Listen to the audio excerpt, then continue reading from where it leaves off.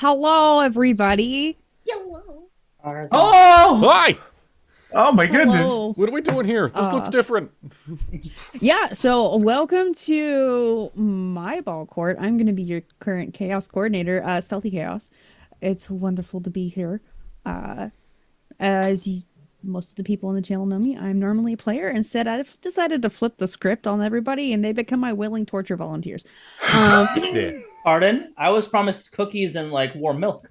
Yeah, so was I. That's called the aftercare. Oh, So, since this is a brand new campaign, if my lovely players would like to introduce themselves. Nose goes. Brett. hi. I'm just Brett. That's kind of it. You can find me the places where I'm just Brett. That's literally it. Nothing else. Nothing else. Yeah. I'm just Brett. I'm Dippy. I'm here a lot. I am available on other places too. Some places under Dippy the DM, some under the D&DOP. I'm kind of everywhere, but a lot of my focus is here, and I'm happy to be here. I'm Dadley J. Jenkins. I am also on this channel a lot, a part of the Dapper D's, our Monday show, as well as Inquisition, our Friday show, run by the Dippy. That didn't introduce that about him. He is also a DM for the channel. As well as photographer on Instagram, like all of us are deep down inside. TikToker, my name is Dadley J. Jenkins anywhere. I am a board game creator, a TTRPG space creator and writer, and wherever other adjectives I choose to use for that day. Entrepreneur. Ooh, I don't like that one. Influencer. That's worse. Entrepreneur. Hi, I am Bright Sword Sis. I am here on Twitch. You can find me mostly on other people's channels like Brett's or Roll for Respawn, where we play a Wednesday game and Thursday. We play the Baldur's Gate 3 and stuff like that, and then other shenaniganery that happens throughout the week as well. But yeah, I mostly stream through Brett because he got me addicted to Elden Ring, and now I have problems. So, but then I'm also on here every once in a while with my lovely friends. Yeah. Yeah. Oh, But we're married, by the way. Me and Bright. Yeah. Me and Brett. Yeah. Yeah. What? What? What happened to Someone's me? gonna say wife. um, Someone will say wife, and then we'll both go, huh? Incredible. if one of my Dapper D's wants to do the spiel, because I don't have the spiel memorized. So Sure. Stick around to the end for upcoming schedule, but before that point, where did it go? There it is. Give us a follow if you like what you see. Give us a subscription if you're feeling generous. A Prime subscription gives us the money and you the ad-free experience at no cost to you with an Amazon Prime account. Give us a subscription on the YouTube channel to keep up with the VODs of all of our shows, past, present, and future. The late July, August upload dump will come soon. I just have to actually work on those. Follow the link tree in the description to see all of our other fun stuff, like the Instagram to see updates when we go live, clips edited by Brett, and memes made by Dono. Those will all come back in full fashion once we're all settled into our settlings. You can go to the merch store to have a small piece of our channel with you. There's some new stuff on there. Go check it out. We like it a lot, except Dadley for some reason. Dadley hates the newest piece of merch that's up on the store. What do you mean for some reason? So buy it out of spite. And you can also check out the fan Discord server AniNation, where you can chat with us and all of your fellow ANIPOD fans at any time, including participating. join the Discord. For the love of God, please join the Discord, guys. Including participating in Stealthy's book club, the Bookworms. They just had a meeting for the book Project Hail Mary, and they're moving on to their next book very, very soon upon their request. So, as always, we appreciate anything you do to support the channel and support what we do here, but do what you can, not what you feel like you have to. Your support, your financial responsibility, and security are more important to us than us entertaining you. There are plenty of things you can do without taking money out of your pocket, such as following on Twitch and subscribing on YouTube to get all of our core content for free. no matter what paywalls are put up on fun content in the future, that is all going to be extemporaneous, and we will always have the core content with us just hanging out and either chatting or playing or doing whatever for free on the YouTube and live on Twitch. You can also interact in the chat on Twitch and in the comments on YouTube to increase our analytics, and you can share the stream and the YouTube channel with your friends and family so more eyes are on what we do, so we can do more things, to do more opportunities for more things for you. So thank you very much for watching and supporting. And with that, Stealthy? Wait, I gestured over to Dadley. I know. Stealthy? Habits die hard, don't they? Oh my gosh. Just a friendly reminder, we are an adult channel. I know it is posted somewhere here that there is adult content, viewer discretion advised. Specifically, I am known for running mystery, horror, whodunits. So if you don't like that kind of stuff, this is probably not the campaign for you. Anus. I know, I am a terrible human being. Wiener. Anyway, with all of that in mind, we are going to hop into it if my players are ready. Yeah. I've been ready. Great. I've been being ready. You done been ready, kids. So, as you hold the flyer in your hands, you see it's from Lady Mordwin Daggerford. She is the Duchess of Daggerford, who very well known combat prowess across the Sword Coast. It's not very often that she sends out a plea to adventurers and adventure boards looking for help. This one in particular catches your eye because it's for a small town, maybe a day and a half, 2 days journey, depending on the roadway, on the trading way. It does catch your eye, and you find yourself traveling from where you are by carriage, through a couple of different changes. Somehow you all end up meeting through the specified carriage that is going to be making a pit stop in Bowshot Village. As you're all kind of gathered in this bumpy ride, the weather has been particularly awful. Overcast, cloudy. A couple of you got thoroughly drenched when you chose a method of convenience that did not have a roof. Took you maybe a day or so to dry out a little. As you all kind of are crammed into this carriage on the way there. Marlena, would you like to go ahead and describe how your character looks to this group of interesting looking individuals? Can you repeat the name you said one more time? I think it was mine, but I just want to make sure. Yes, it was yours. It was Okay, good. Marlena. Okay. Marlena, yes. Yes. So Marlena is a tiefling with 2 sets of horns, so 4 horns that kind of adorn her head and kind of point up towards the back. She has this kind of nice olive green skin with these warm, like honey gold eyes, with no pupils, just full like yellow eyes. She has kind of like a blonde hair that kind of cascades. It's a little wavy, but it goes down to like bottom of the rib cage, waist area. And she is wearing a very kind of like warm jewel toned kind of purple dress that has like kind of puffed lantern sleeves and a dark brown corset that kind of cinches at her waist. And she is adorned with jewelry, lots of rings, layered necklaces, bangles, and bracelets. And she is sitting there.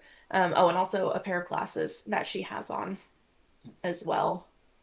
And she sits there and she is kind of just like rubbing her fingers, kind of like rubbing them like this, almost just kind of anxiously, like she wants to make conversation, but like it's kind of quiet, so she's waiting a little bit since she like just got on.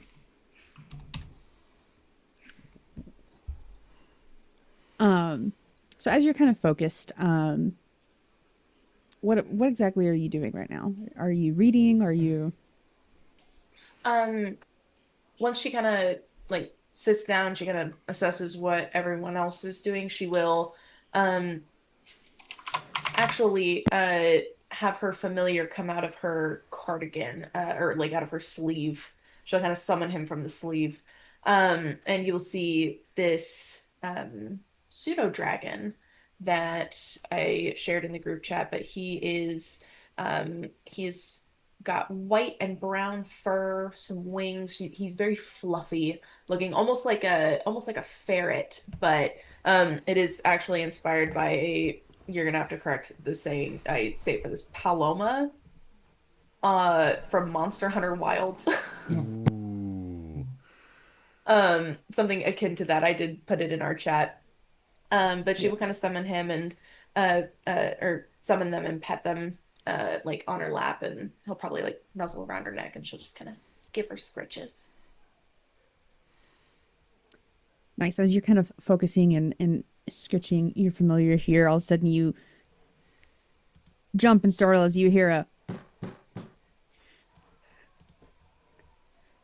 Now all of y'all better be up and rise and shine. I don't want to stop here in this shithole of a town if I have to any longer. I'm never going to get dry at this point. As you hear from the gruff carriage driver, this kind of startles you, and you end up bumping your shoulder into this large dragonborn. I'm sure you might have disgruntled him a little bit. Oh, I am so sorry about that. Are you okay? And as you ask, Ryder, a silver young dragonborn who has spent this entire ride with a little black and yellow frog on his shoulder and polishing a mace, just kind of looks up. He's like, I'm fine. You're not. No, no offense. You're tiny. You're not gonna really. I appreciate the concern. You are quite large. I thank you. And he flexes. He's just like just peck.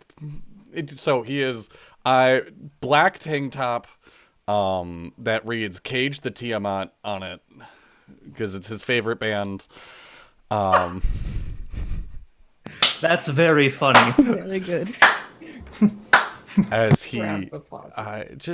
he has spent this entire ride quite quiet, going back and forth from polishing his maze to flipping through different books. Doesn't seem like he's reading any of them, just skimming, possibly just looking for pictures, maybe, who's to say.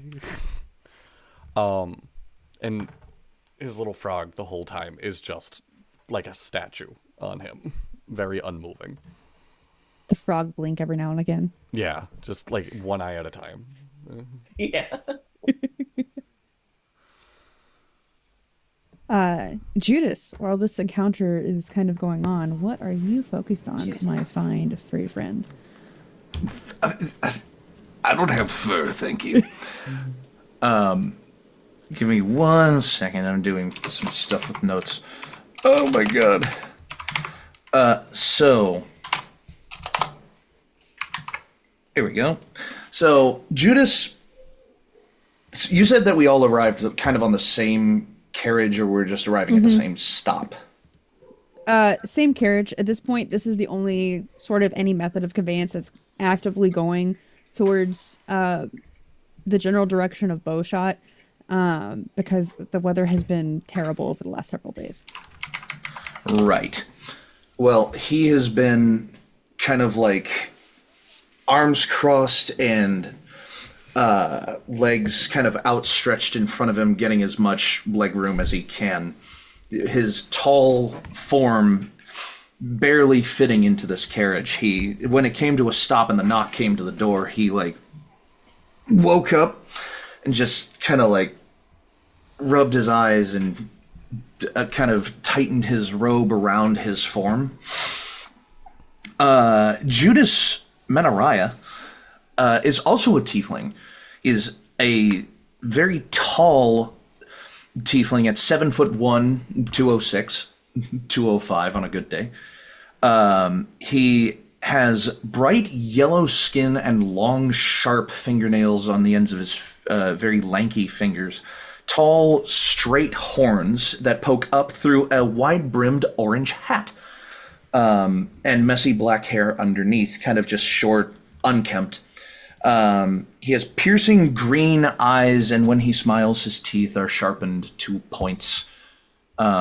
He's slim, but fit, and his robe is a simple white robe with some orange stitching and filigree where he can afford to put it, and orange underclothes, just little orange button-up shirt and some white slacks. And he is just kind of stepping out and onto the platform, just into the rain, and just and he will actually, let me see if I have a spell. This might be a bit much, but let me know what you think. He wants to prestidigitate a little drying just spot above his head where rain is just plinging away. Field? Like a little tiny umbrella just above him. I thought you were just gonna make it so your hat is basically not waterproof for the next minute, so you're constantly casting it. That also works. That's more along the lines of what I was aiming for. Yeah, I got you, boo. As he just gives a little flick up to his hat, and his hat is coated in that waterproof material, and it just slides off of his hat and around him in a little circular aura around him.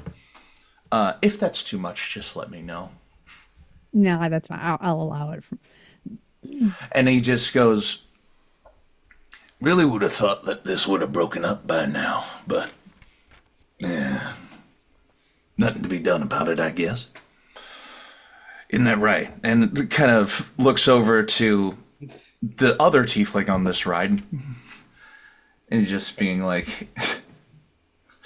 shaking his head in a generalized can you believe this type of manner, but also smirking as if she was not prepared for the question either. Be it is quite damp outside, yeah. I do agree with that. Jill smiles. She also has two sets of little fangs, but the rest of her teeth are kind of humanoid. Yeah. If we didn't get rain, we wouldn't have beautiful flowers to look at. Sounds very optimistic. Besides, it covers up the snoring. Yeah, you should get that checked out. It's it's a lot. I wasn't talking about mine. Oh, is it me? Wait. And he looks around Silver Dragonborn can still blush. You see red on his face. Wait, was I dozed the off. frog. No, you're okay, buddy. And he taps him on the chest. Okay, all right. Sorry. Mewchance is a 5'6", 125-pound charlatan. It's the best way to describe what he looks like. He is wearing a waistcoat that has a lot of embellishment on it, but those with a keen eye are knowing about fashion. It's string. It's not actual. This coat's maybe worth a meal. It's nothing fancy or expensive. He's wearing a top hat that has been through the mud literally a few times. His clothes are very simple but made to look flashy. The only jewelry he has of note is a little fox ring that he wears on his pinky. And it has two little black gems for its eyes, but it's just a little ring of silver. And he has a cane that as he steps up, he grabs it with his foot and he tosses it to himself as he comes out of the caravan and says, pardon me, my lady, and he bows, taking off his cap. I would offer you this, but it doesn't come with holes prepared for someone of your particular Beauty. And he flips the hat, puts it back on. And he's human, right? Very human. When he Just a pulls his dude. hat back up, the interesting thing is his hair is closer to a salmon, though the stubble on his face would indicate that his natural colors are closer to brown. It's like a soft pink.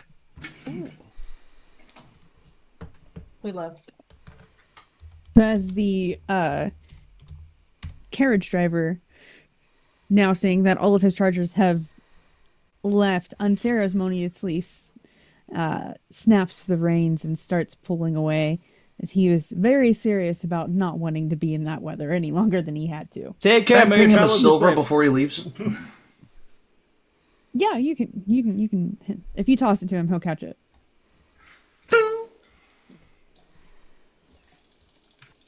And as you guys look around and take in, this village is not much to look at in any way, shape, or form. You can see as you look out, there are multiple fields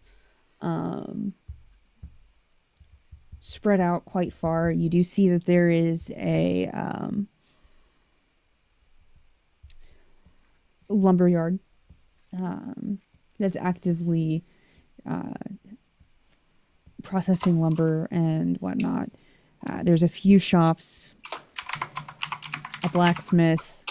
The largest building by far is what's obviously the inn. It's sturdy. It's well used. It's not something that's shabby. It's definitely, this is a spot that's used by travelers and people who are doing their business along the tradeway here. Cozy, but it's not going to be any type of luxury for sure.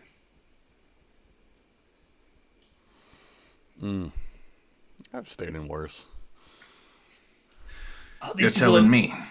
These people are the most entertaining, though. I can't wait to hear their superstitions. It's not home, but it's definitely. At least they should have a nice fire. That'll be nice. Yes. How far away are we from the you said that we're still on the road to be are we on the road away from the inn and everything, or how far of a walk are we looking at?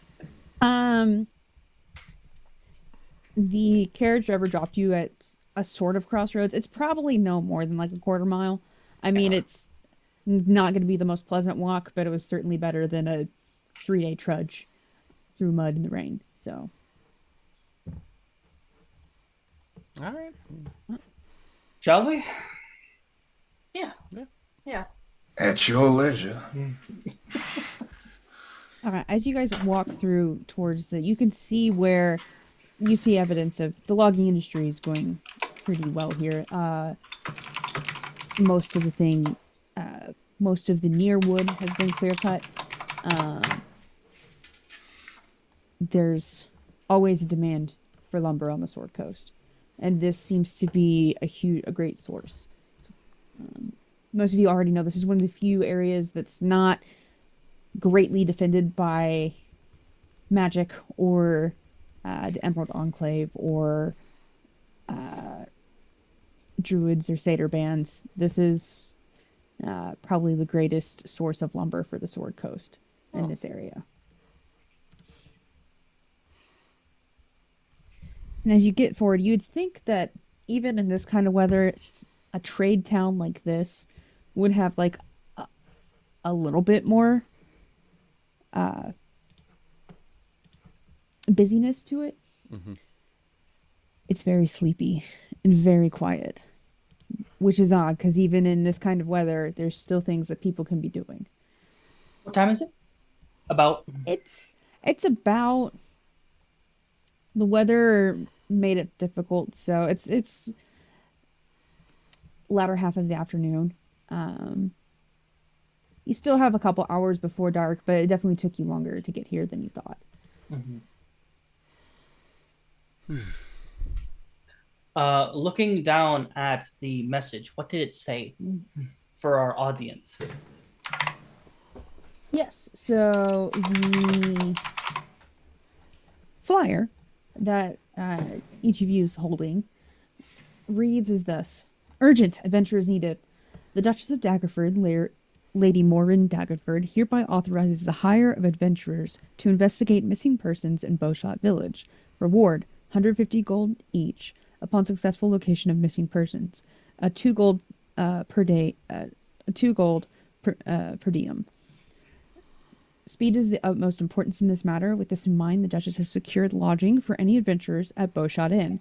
Speak with Ornhelm Corby, show him this flyer, and he will provide your room access.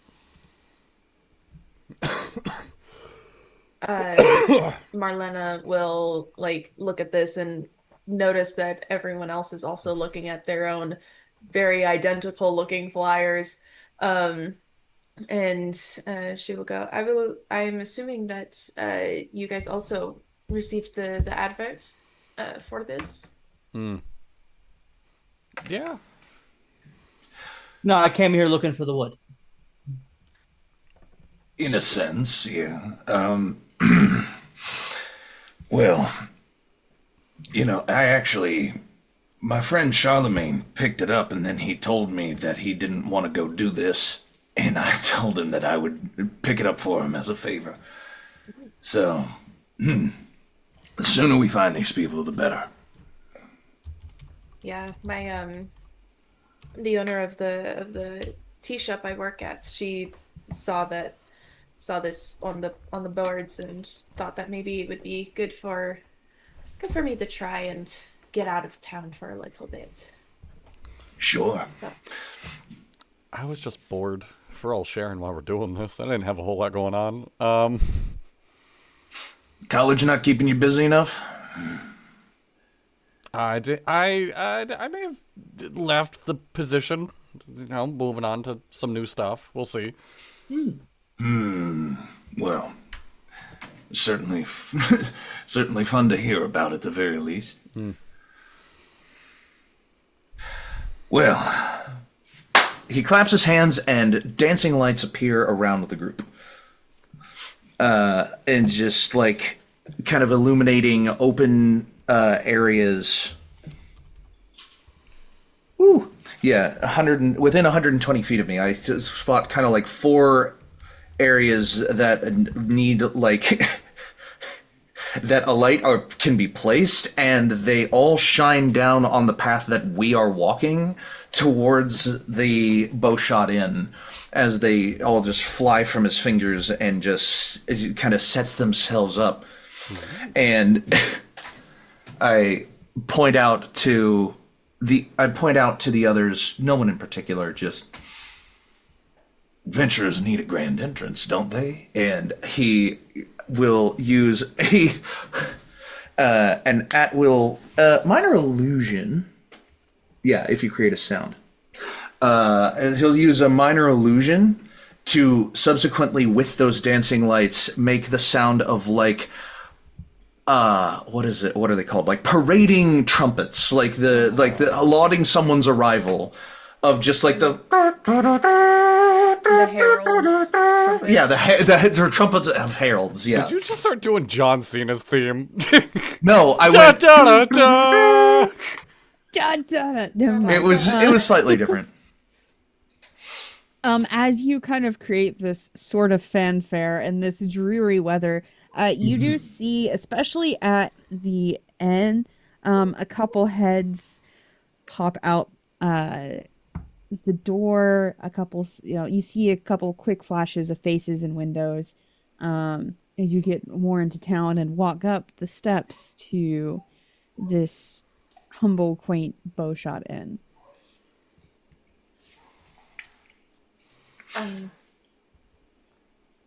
I will go up to the kind of area where the equivalent of a reception's desk. I don't know for some reason what the D&D term for that is. The front desk. So it'll be in this Like a tavern. let me describe this. As you walk in, this is very much an inn that's both tavern and lodgings. Definitely a little bit more heavy on the lodging side. The lower level is definitely really more reserved for you see off on the right hand side a set of rooms with a bar that kind of spans a majority of the back wall. That extends to a bar area.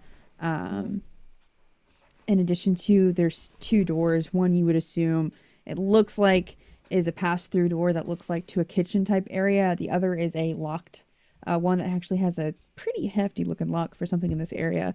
You would assume is the owner or manager's office. Definitely looks like it, considering the keys that are on the wall, on pegs and everything. As you look around, there's a couple faces just kind of hanging out. Mostly human and halflings. In this particular area, you'll not find too many others hanging out in this particular spot. Outside of that, there's one dwarf who seems to be manning the bar area with one older soldier-esque, you think? He was at least at one point a human who looks very drunk at the bar. And in the office area, behind the check-in area, is a very stressed man, frantically writing in his notebooks and whatnot. Gotcha. I will go up to him and I will say, hello. I am checking in on behalf of the Lady Daggerford. I was, I think, told to present this, and she'll like kind of show him the flyer. And you see, as he writing, he initially ignores you. As soon as you mention the flyer, his head kind of snaps up immediately. He goes, "Oh, yes, excellent. You are here." And is it just? He kind of looks a little crestfallen. Is it just? There's my also dear? three others that are also doing this. Drying off my hat. Sorry. I will prestidigitate dryness for my companions as would permit, just like. Neat. Good. I can arrange you rooms. As he starts kind of looking around, and that as you guys take him in, he's red hair. It's starting to gray. You're starting to see streaks of gray kind of through it. Kind of medium length. Very clean cut. He's got bright hazel eyes. Definitely human, sharp nose and kind of sharp facial features. Not overly opulent clothing, but well made. Definitely keeps himself quite well. As he turns and grabs these keys and goes, they're on the second floor. All of your rooms will be next to each other. If they don't suit you, let me know. I have, as you can see, he points to the wall of keys that are just hanging there. There's no limit on your options. So, originally start cooking dinner here in about 2 hours. Hopefully, some of the woods, some of the lumbers will be in and whatnot. Thank you. Are we the first ones here? Yes. Is he being honest? Go ahead and make an insight check. I mean, or what's your First passive roll. insight, actually? First roll. There we go. Natural 20 Ooh! or a total of 30. Holy shit! Wait, what? What in God's name? Mr. Ryder, we're starting off at level 5, yes? Yes. Oh yeah, no, that is true. You can see he has been anxiously waiting for somebody. You can tell that he's kind of camped out at the front desk here. He was kind of initially dismissive of you guys until you mentioned the advert, and he went from basically dull hopelessness to there's a small spark of hope in his eyes as he started fumbling around to get you guys rooms and comfortable and whatnot. He's definitely, you guys are the only ones who've come so far. Do we know how long the flyer's been out there for, or no? No, you don't know. You guys just saw it on the thing. And you're Mr. Corby, right? Yes, I am Ornhelm Corby. I am the proprietor of this establishment. Mr. Chance, you can call me Meal. Love you. You look like you need a drink. We were already trying to go. Well, a lot of us could Yeah, use watch drinks your around here, so. I I think have a little. Figure out. Not enough for everyone, I don't think. I think he I fortunately have more than enough to go around. Well. If you are curious about our troubles, want to get settled in your rooms, I will be sure dinner is started and come to me at your leisure. He starts taking out a deck, and these deck's too big for my hands, but he's one hand shuffling them. As he's like, well, in case you ever need a thought or some comfort, let me know. Oh. Would you do one for me? Yes. Sorry. Oh, wait. Yeah. With your passive insight, it's very easy. That seems to make him a little nervous. Oh, don't worry. They don't bite unless I tell them to, and he shuffles them in a way that looks like kind of like snap. He's kind Yeah. of, yes. Oh. Sounds good. Well, Until again. And he takes his key and he goes up into his room. I will look at him and I will go, I am Marlena. But you, if you need anything, please let me know. If you need, do you need anything like that can't be provided on your own right now? What a well, I question. definitely need your help. I am the main. Outside of myself, we don't really have a mayor or. seems like the kind of town that wouldn't really need an upper level of government. It seems like everyone just keeps to themselves. Am I right in assuming that? You would be correct. If there's anyone who has any social influence, it would be myself or Mr. Andalor. He runs the mill here in town. Well, then we will be happy to keep you of assistance. Pardon my manners. Judas, Matakapsis, Furnace, Menariah. You can just call me Judas. Most people do anyway. Well, with a name like that, I assume that there's certain titles that come along with that, or a skill set. Unless you're willing to call an illusionist wizard of minor repute by any kind of title, no. I'm still not even sure what the hell Monoctopsis means. It's just my name. We'll make sure not to wear it out.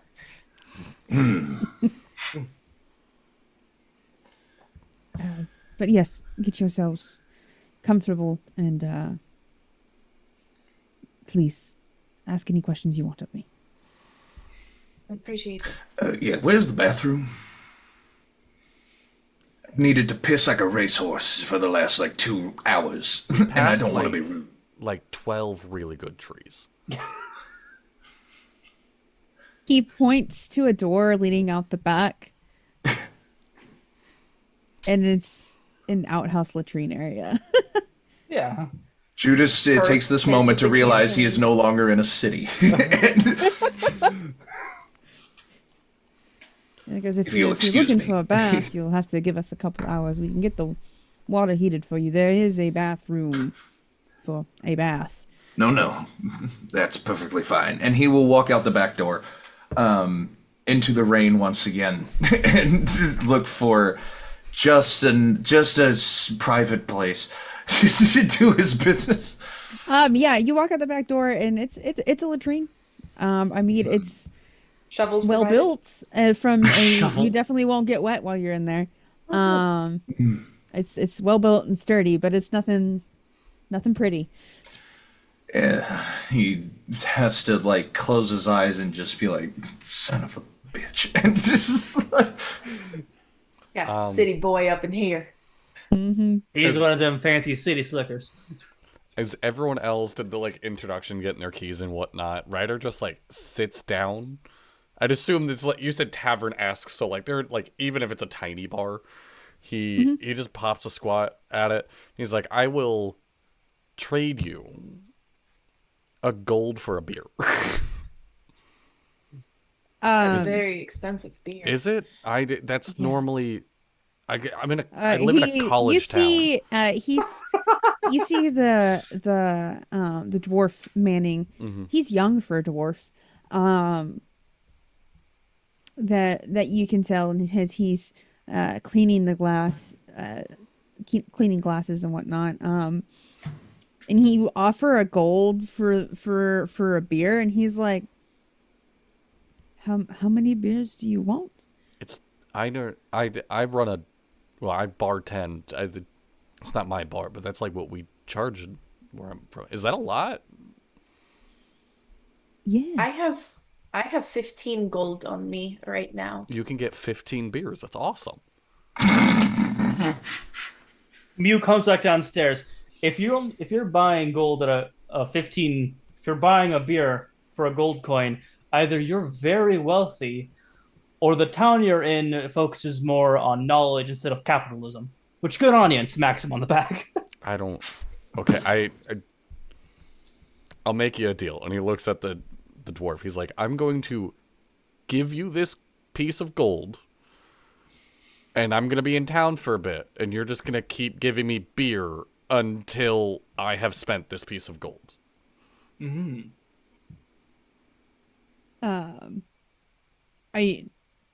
Okay. He's just kind of like, Full trust. alrighty, did you want food with that? Anyone hungry? I don't mind. We've been in there for a while. I can eat. I could go for a treat. Okay, a treat. Judas would come back in and kind of, with a shiver and a shake, sit down at the table that Ryder is at and just be like, we talking about food? Oh, yeah.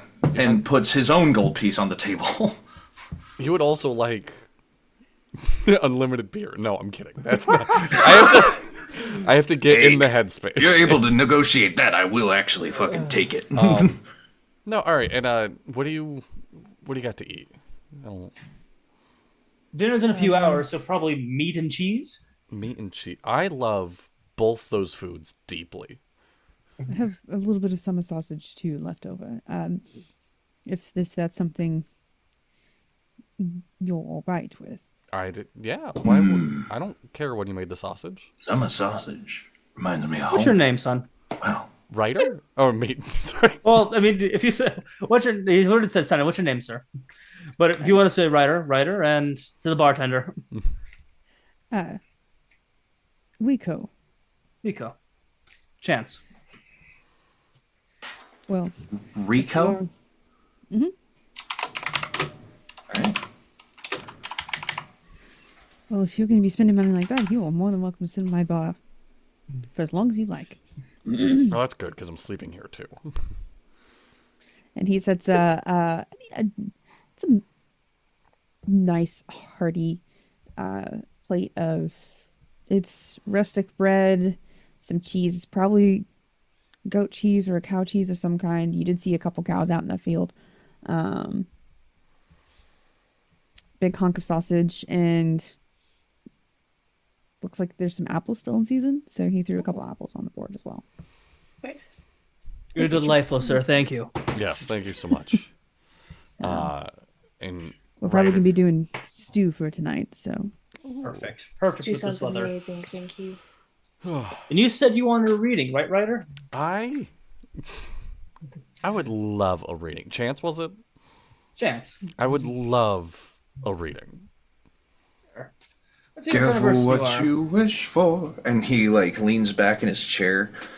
No. I love these things. I do. So, Judas knows me a little bit. He's seen me around. I do security for a wizard college. I'm always around all these. I feel bad calling them tricks. They're more than tricks. You've learned a lot for it to be better than a trick, but that's what it is, right? As he's talking, do you have your coin purse or anything in your hand? Actually, you still have your frog in your hand, don't you? I got my frog. Yeah. As I'm shuffling the cards, doing tricks that Brett cannot do, but Mew's very skilled at, could I, as I'm doing tricks, snatch the frog and put it on my shoulder while I'm just doing shit? Sleight of hand. Sleight of hand, if you would, dungeon chaos. Chaos Oh, of coordinator. course. Cece. Go ahead and roll me a sleight of hand Yes. check. Ryder, if you'd like to make me a perception check. Okay.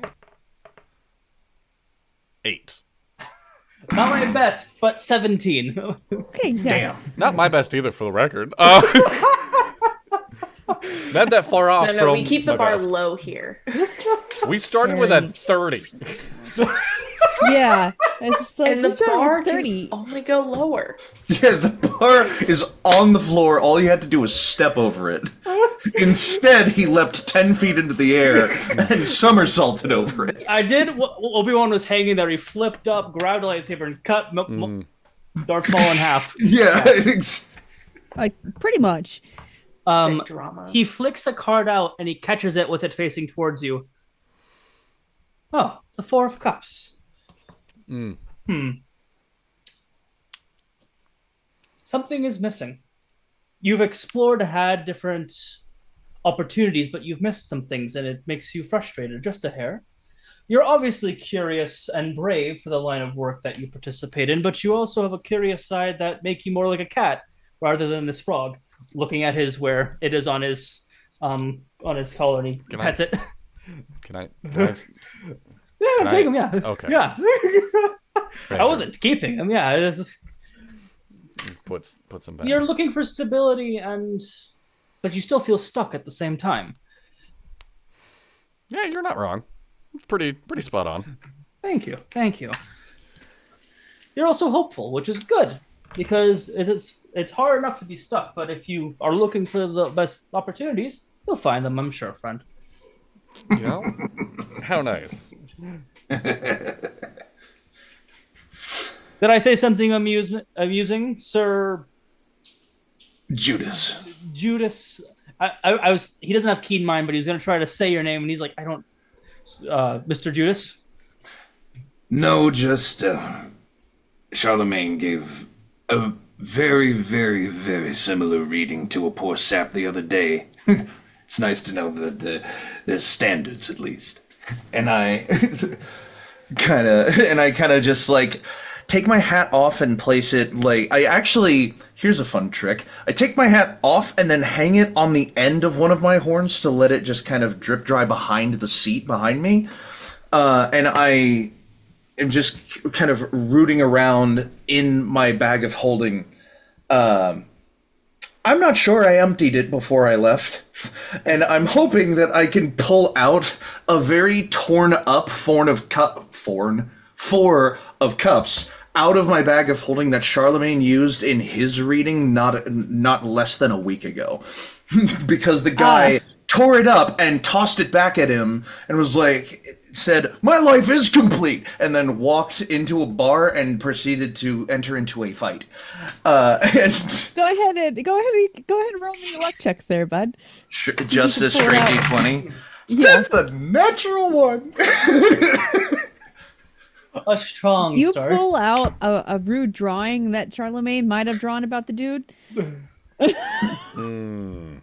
And wrong thing. Hold on. Dig it again.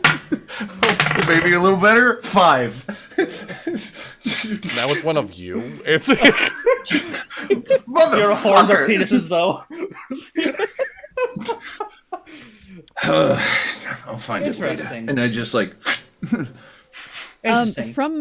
From the edge, very very edge. As like he's almost basically 1 minute, leaning by the on way. the wall, barely sitting up, and he sits forward and it's kind of gruff voice and goes, "Glad to see that there's some laughter in this town. Is Not that that the I can soldier do you from much before? help." Mm-hmm. We'll continue with that if we can go to a short break. Oh, Yep. that's my job. So don't go anywhere. We'll be right back with more So It Begins after this.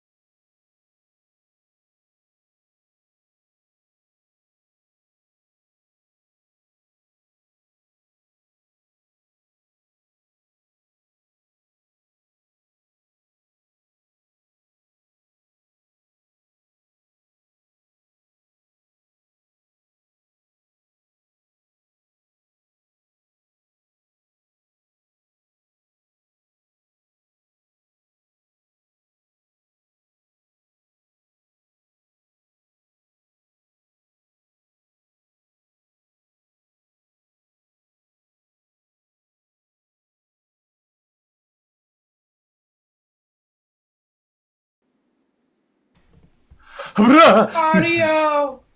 We're back. Yeah, so there's this surly old soldier kind of staring at you all. And he looks to you, Ryder, and goes, "If you've got so much money to spend, if you like buying an old soldier a drink." By all means, only if you come grab a seat at the table with us. I don't want to buy you a drink. I want to share a drink with you.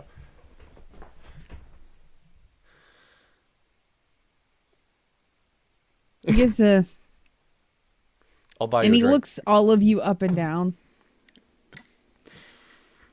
If there's a moment of silence, Ryder what- will immediately just, or if you want to just hang out by yourself, I'll still buy you a drink. It's okay.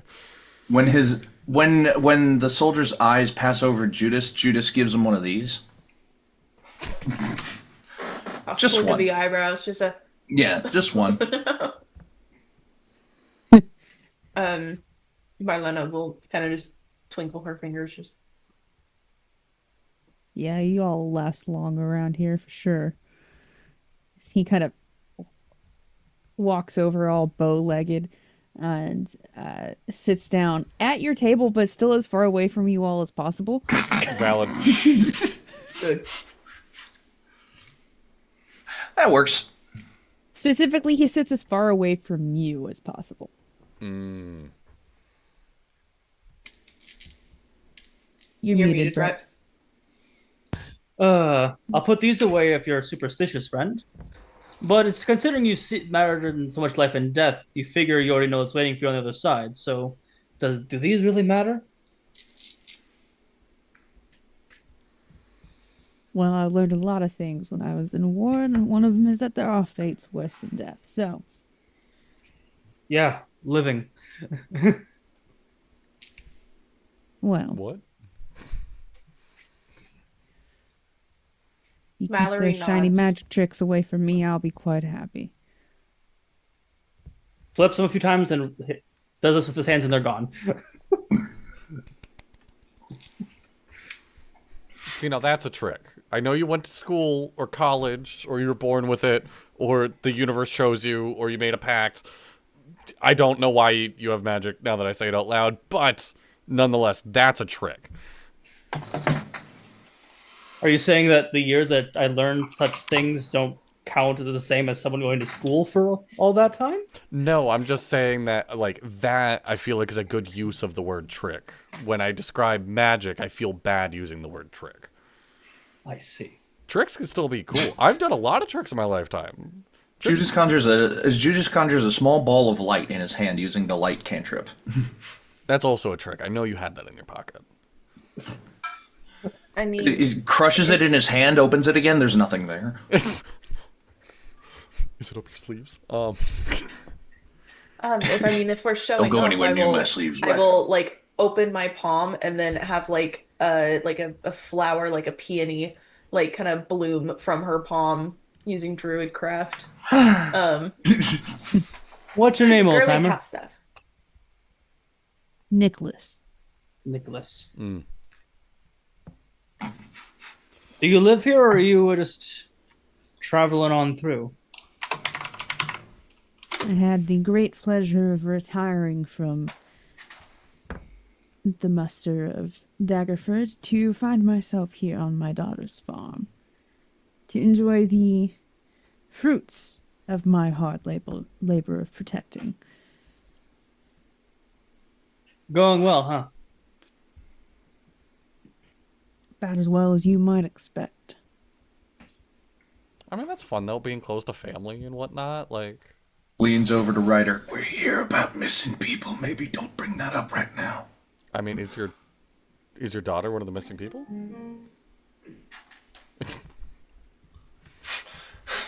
There's a No, piano in the unfortunately, corner. that There's a sort of piano in my roommate's has yet room. to strike my household, but I'll be damned if I won't pick up my sword again if it comes knocking. I don't blame you. Do you know anyone that has, gone missing? Why, our dear inn owner. Not to mention, there's quite a few of the lumbermen that's been going missing in those woods. Mm. And our local blacksmith has made things Well, his disappearance has made things rather inconvenient for all of those here in town. Well, what do you Is want to this drink? like a... He points to a bottle of ale on the top shelf. It's all yours, bud. And Wiko walks over and goes, "Are you sure he can? He leans over to you, Ryder, and he goes, "He can drink anyone around here under the table. If you, I'm are not. you?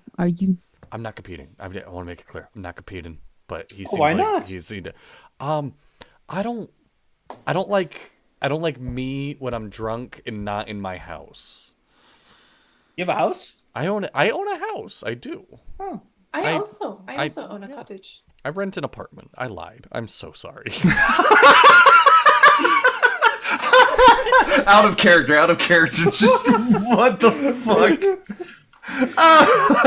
Not Judas straight up, just like, bro, why? I rent an apartment. I lied. I'm sorry. Oh my god. You trust me, my friend, and he'll gently pat Ryder on the face. Never need to apologize to me unless I ask for it, okay? Oh, okay.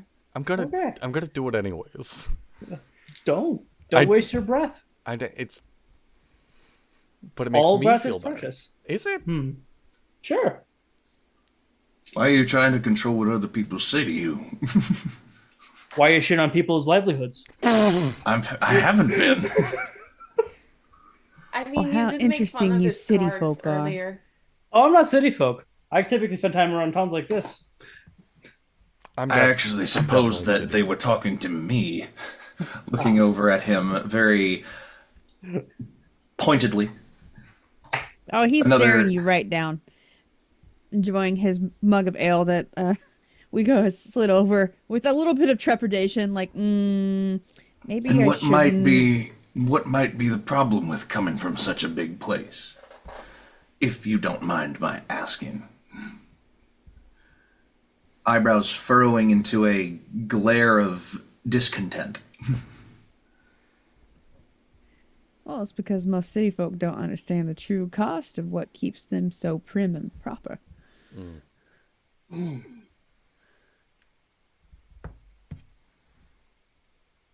Is this Just- like some Is it? He points kind of out some out the freak- window, points at his fields. What'll happen if this here town goes under? Those cities won't get fed. You won't have any lumber to make your walls safe. What are you gonna do then? Not everybody who lives in a city takes those such things for granted, Nick. In I my wasn't experience, always. most of them do. That flyer you all were holding here when you walked in has been up for months, and you're the first people who've bothered to show up. And here we are, ready to help out. When the first person leave? Since it's been months. Takes a slow sip of his ale as he kind of mulls it over and thinks about it. That'd be Bella Dange. Halfling. Family's been around here for forever. She went in the woods with the rest of the logging crew. When they took a break for lunch, she did her normal hiking and whatnot. They all came back, couldn't find her. Ryder. Thought nothing of it. People leave up and leave randomly from time to time, but not her. She's got family in these parts. She wouldn't leave without a bona fide reason. And what part of the woods would you say that? Well, That they're the having to loggers go were at. pretty deep now. Most of these cities are needing some very tall old growths to take care of their bastions and whatnot.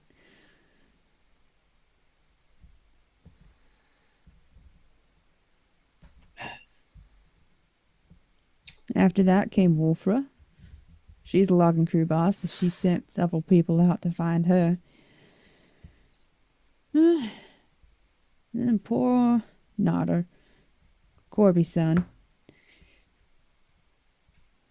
He went out all bright-eyed, ready to go help and pull his own weight, get out from his father's shadow. Gone. Now, the biggest one round here was our blacksmith. All the others got lost in the woods. He just up and disappeared from his house. No sign of breaking. Does anyone else No live with sign him? of packing up and leaving. Just gone. Did he have, like, wife, kid, roommate, best friend that people questioned? Bella's sister is his apprentice. Did they She came in to work, Okay. unlocked everything, couldn't find him. Okay, so nobody lived with him. Nope. Kept to himself mostly. Good work, though. Could you point us in the direction of Bella's sister's house, or does she come in here during the evening or anything like that? Most people are scared right now, so they've been coming up here in the evening. Once dinner's ready, you should see most of them, except for the farming families that live further off. Sure.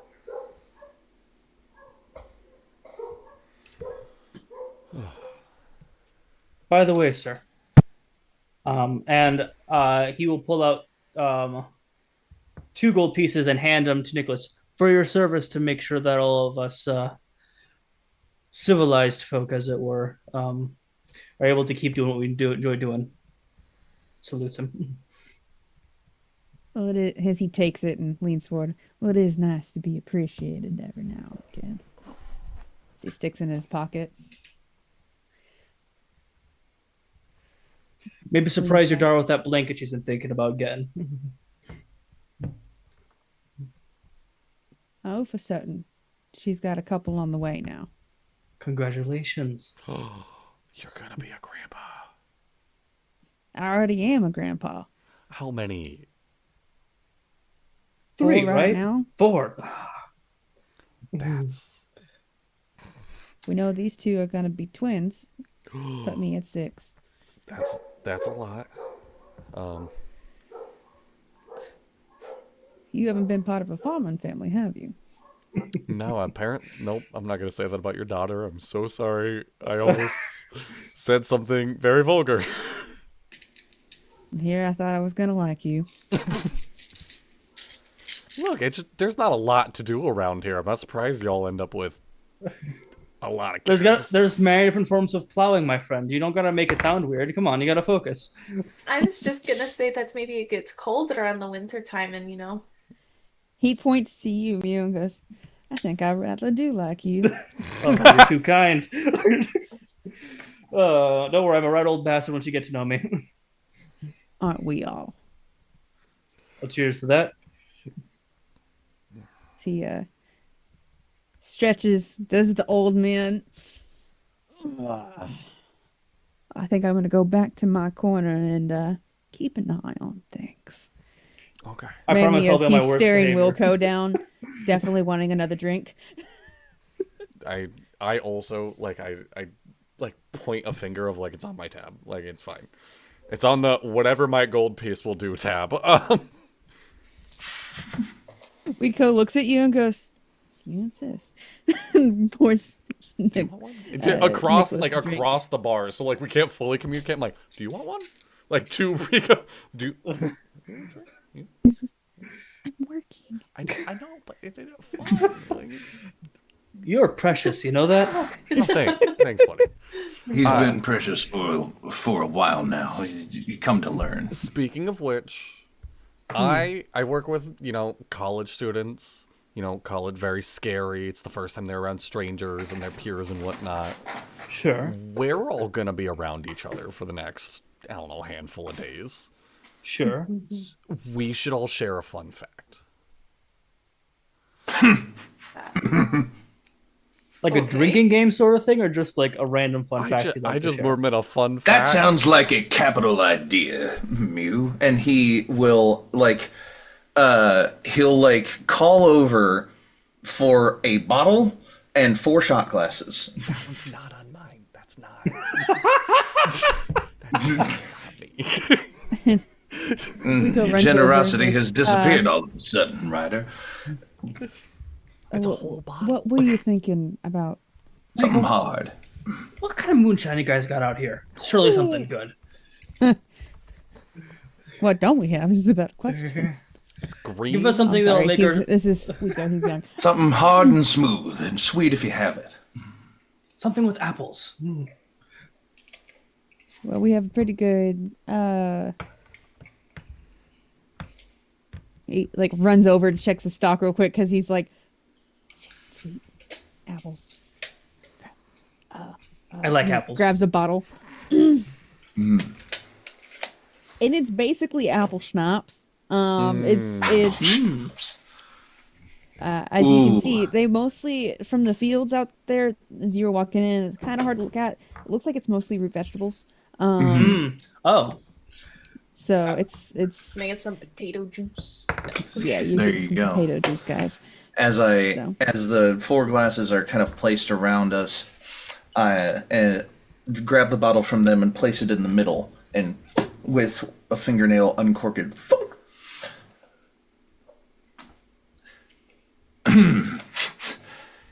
Every question that one of us answers, the person who asked the question has to take a drink. So if I want to ask you a question, I have to drink. If I answer it, If you ain't okay, and I immediately pull the bottle towards me. I've never seen a yellow tiefling before. What the fuck?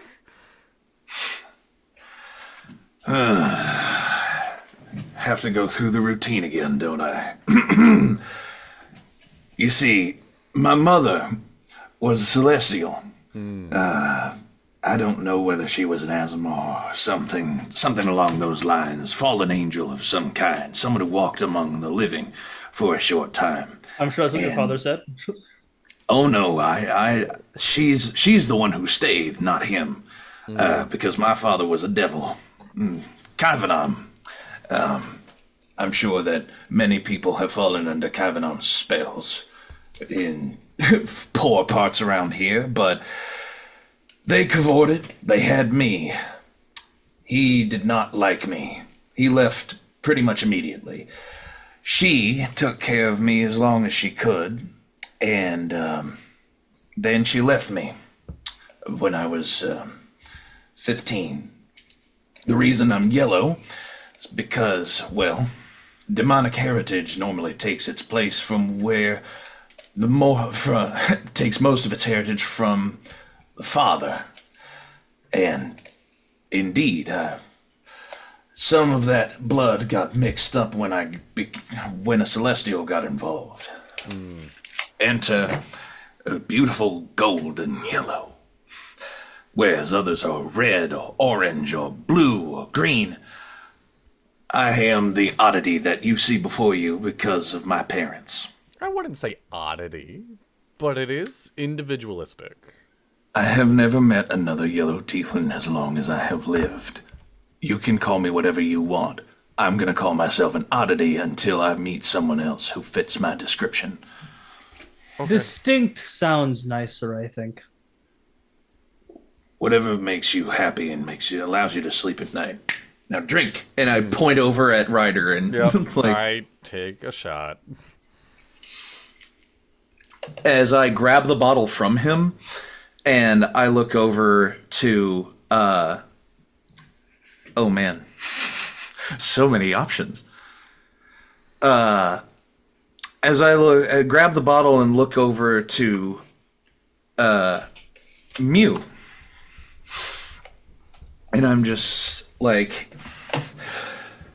you know, I would consider myself something of a charlatan, and my friends and I run rackets all the time. But why the tarot cards? Something Oh, about something about them that you actually believe in, or some shit like that. And he pours himself a shot, anticipating an answer. it's just the trade I'm good at. I'm good with dealing with things in my hands. They're quick and easy, and they give some level of comfort to the person. I mean, it's the same as checking the stars to see if for your fortune, or reading those strange articles they put in those, on those bulletin boards, daily horoscopes, whatever. It's the Oh, same thing, just a way for them to feel a little extra confident. And if you want to believe in them, wonderful. And if you don't, that's your business. If you need comfort, wrap yourself in a blanket as I take a shot. Satisfied with that answer, and I pass the bottle over to him. Not all comfort can be given from personal gratification.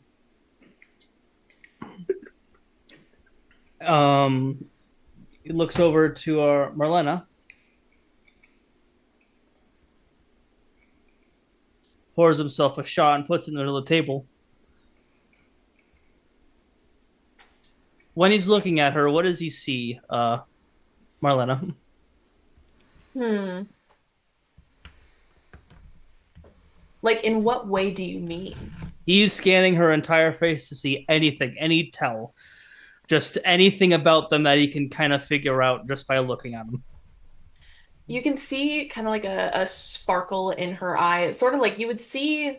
Actually, If you want me to roll an insight, I can. yeah, roll insight real quick because I want to see how like in depth you can get this. 22. 22. Yeah. You would see a shift of color in her eyes. Like her eye almost like ripples a different color briefly while she's thinking.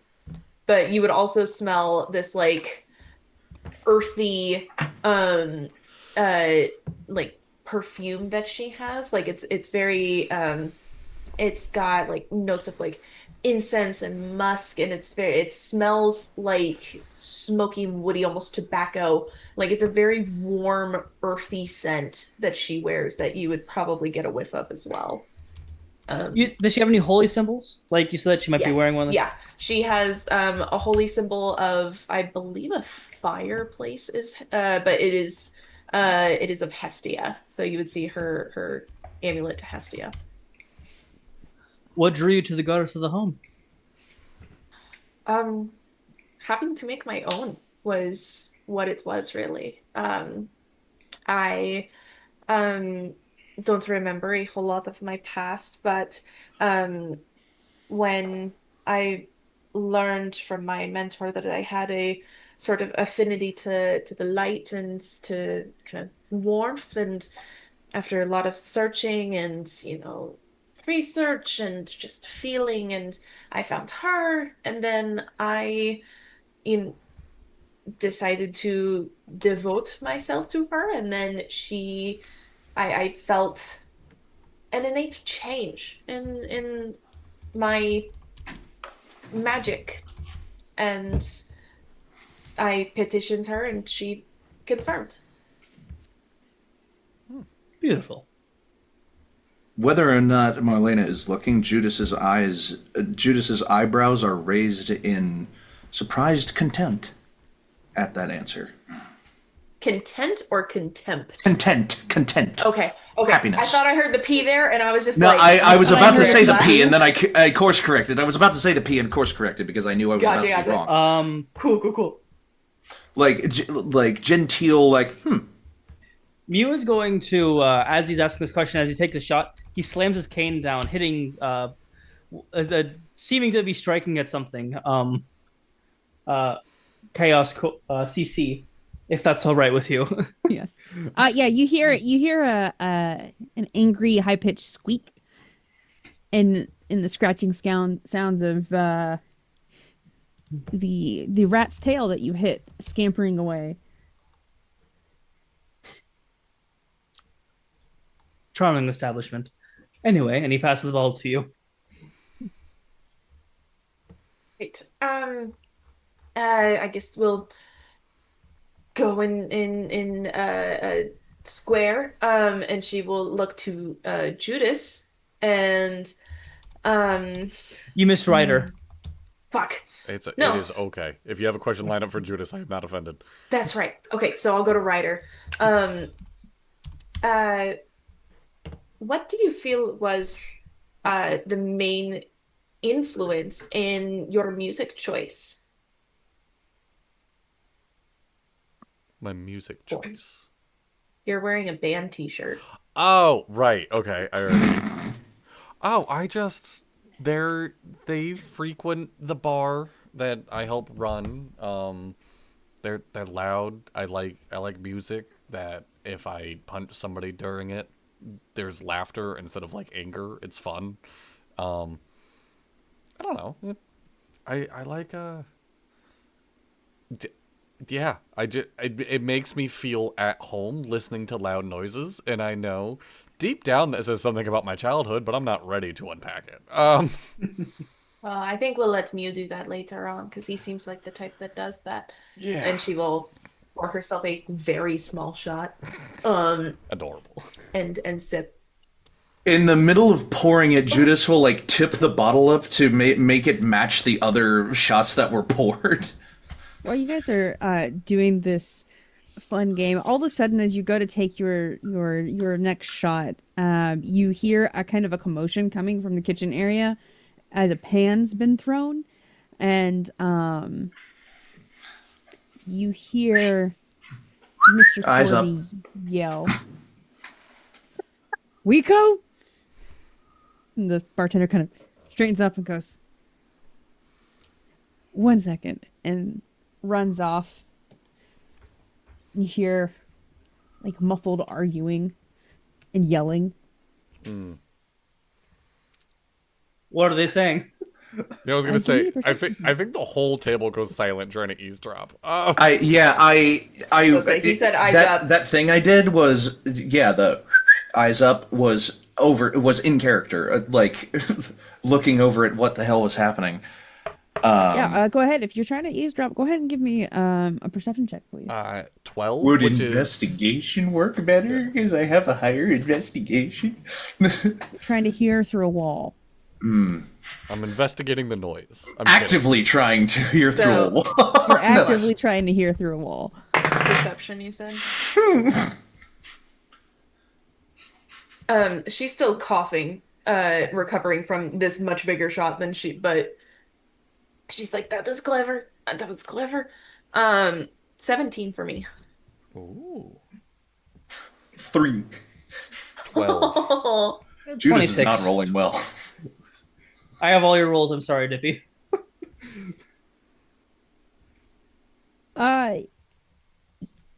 You said a 12? Yeah. Nice.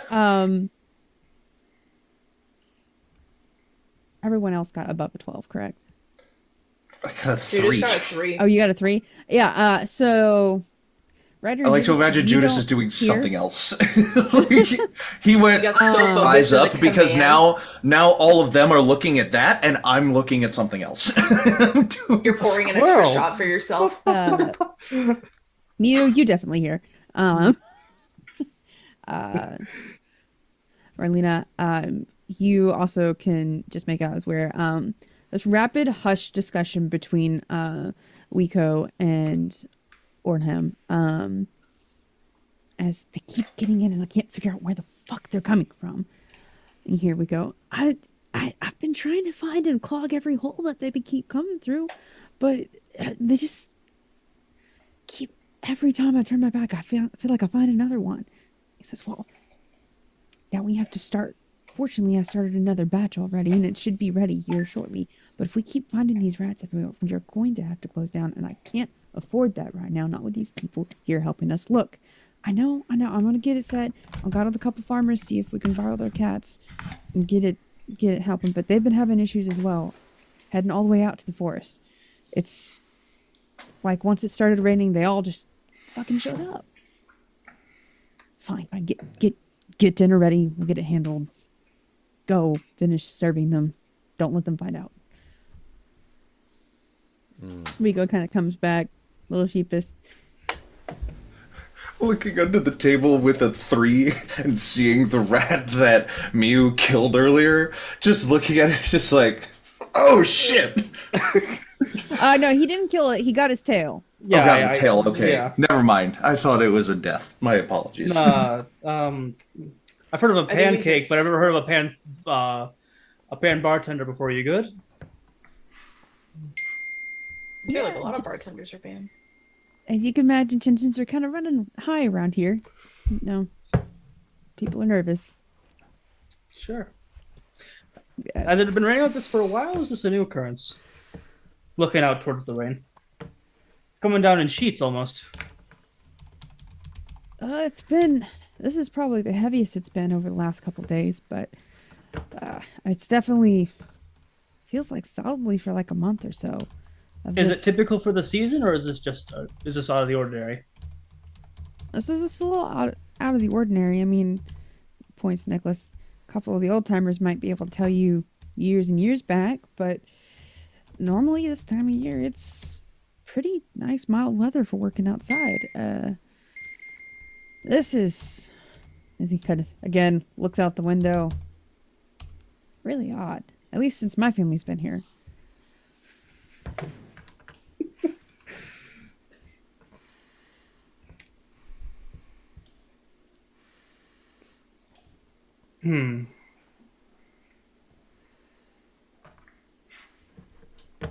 Well, I'm looking forward to that soup.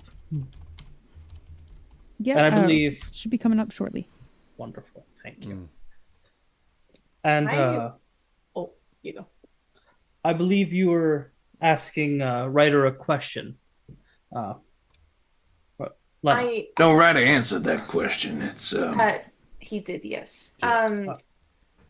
While the next question is being asked, I will actually whisper to Shams, my familiar, and go, can you go see maybe where the rats are? Can you track them? Kind of see it cock his head a little bit. And then goes, Okay. You are released to do that. Come back if there's anything you notice, please. just kind of like the cat tail flick and walks off. Beautiful. Anyway, next question. Ryder holding the bottle and like looking around the table. Is it Mew? Did you are you like a learned magic or a born magic kind of guy?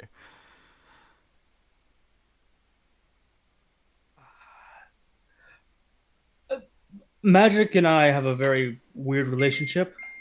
To be honest, I wouldn't class myself as the magical type.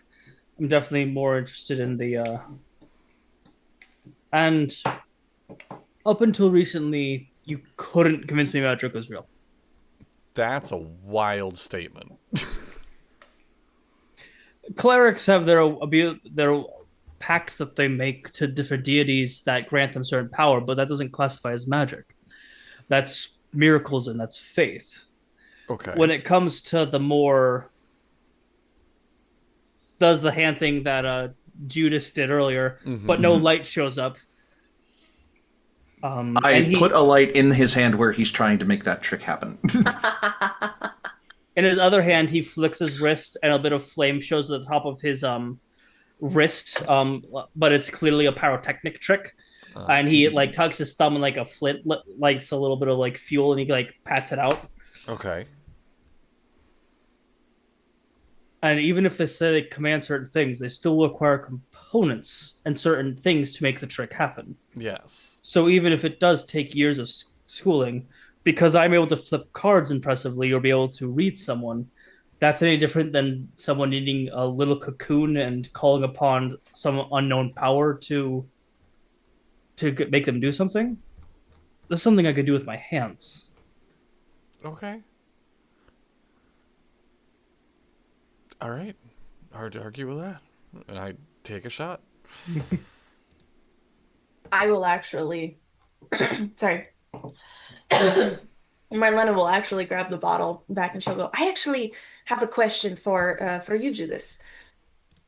What would you do if you did see another yellow tiefling? Oh, oh. Is this like an on-site or is this like a on-site?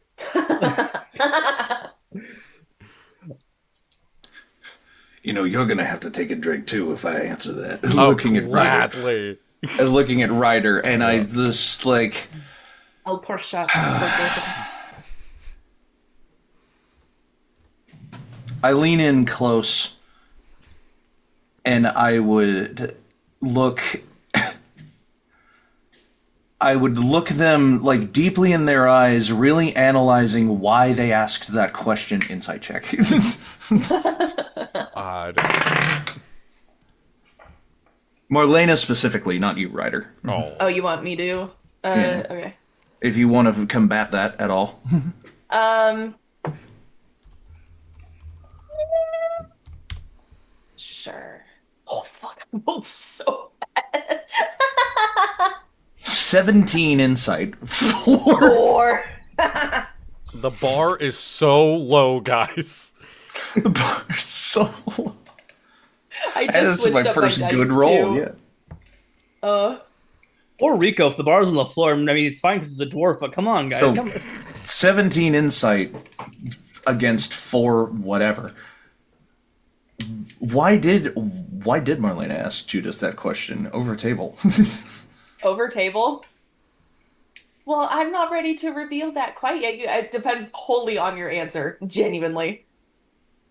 So genuine curiosity is. But it is genuine curiosity. Yes. Okay. Genuine curiosity and wholly dependent on Judas's answer. Full. Genuine. Cool. He looks he looks at them and is just like, I would have a couple of questions for my mother. But otherwise, the level of candor would depend upon the person that I meet. All right. Looking over at Ryder and going, and possibly on who they are, and on who they are interested in. Oh. Oh. Okay. All right. Good on you for having boundaries. All right. We know. You sits up. We know the Marlena, how would you describe your familiar's kind of personality? Ooh. I feel like they're very expressive but like they know when to be discreet if seriously instructed to do so, but very kind of like calm, but like when they see something, they like kind of wig out a little bit, not gonna lie. If that makes any sort of So sense. they're Like a ferret. Yeah. Yeah, like a ferret, yeah. If you've ever encountered one. You get kind of like this running impression dialogue in the back of your mind from your familiar.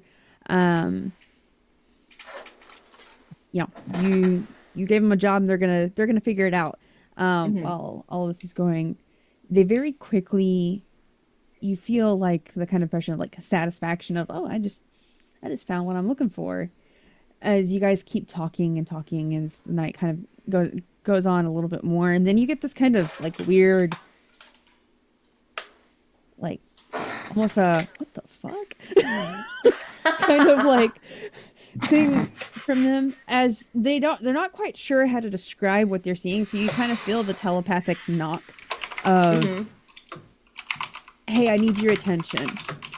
Yeah. She'll kind of knock back. And you see this image kind of appear for you. It's kind of hard to tell where they are. It looks like they may be perched in the straw, like in the thatched roof of a building. As their sharp eyes catch, you see it's using their senses in the dark of seeing these multiple bodies of rats moving around, and it's almost like they don't know how to describe it other than seeing, like, you get a quick mental image of like a ballet or a dance. Like, coordination is what they're trying to convey to you. Okay. Just in your experience is kind of what they understand Yeah. of how best to convey that, and just the really like understanding of this is not how they should act normally. Mm-hmm. And I'm really confused. What do you want? It's kind of like what you're getting in the images and feelings from them. I will say to come back to us, and we will go there tonight. As you feel them kind of acknowledge, and it sinks back into just the running emotional dialogue that you guys kind of have from you. Something you can phase out to the back of your Yeah. mind, not really think about it unless they need to get your attention. Gotcha. Okay, cool. In the meantime, after listening to that, she'll have seemed kind of like distant and like looking almost behind her in a way, but like not quite turning her head is kind of how that will look to the group. And then after she kind of like nods her head, she'll look back and she'll just kind of like cheers. And then as she takes her shot, you'll see the color in her face change to a similar yellow shade that you are, Judas. And then after she puts the shot down, it'll have reverted back to the green. Because I'm mean. That's a wild thing to do. I'm gonna go see if they have any chocolate at the bar. Excuse me. Uh, I think it would be called the chocolate bar at that point, no? Fair. As Judas watches that entire thing happen, Judas gets a look in his eyes, visible to the whole table, that he is intensely curious for about 2 seconds before realizing something about Marlena, and then is smiling devilishly. I see what you did. I feel slightly racist, but if you're part of it, is it racist? I don't know. I'm mixed. you thank as you. you come to the bar, you see Wiko and Ornhelm getting bowls and everything ready, ladling out soup and whatnot. Thick hearty bread. Nicholas is already digging into his own bowl. And by Goodness, this point, a that couple smells people have heavenly. filtered in as they're kind of sitting around waiting for their own food. Because, well, my son's generally a better cook than me, but I did teach him everything he knows, so. I know. Well, then it'll be a mark. Well, then it'll be a Mark IV against both of you in Are case. you at the bar? Was that? I walked back up to the bar. Yeah, I blew skidooed. Okay. Is Judas at the bar? No, sorry. Okay, Was yeah. the thing? Okay, I thought they were You coming guys to are the at table. a table? No. I thought they came to the table. My apologies. You walked to the bar where they're prepping to serve you guys. I know this sounds strange, but my mother had this thing where she taught me that it was good luck to eat some chocolate while watching the rain outside. Do you guys have any chocolate? See Wiko kind of like, well, that's not something we generally get around here. If you have unless some, make it worth your the while. traveling caravans have some, and he kind of looks to Ornhelm and he goes, "We used the last bit of it. It's okay. A bit will go. Got any? I'm sorry." No, you didn't know. How could you have known? You got just a little bit of cheese that I could have. My mom said it was the next best thing. She was a bit of a gypsy. Strange traditions. Well, I won't hold anyone against their traditions. I know we've got a fair few ourselves.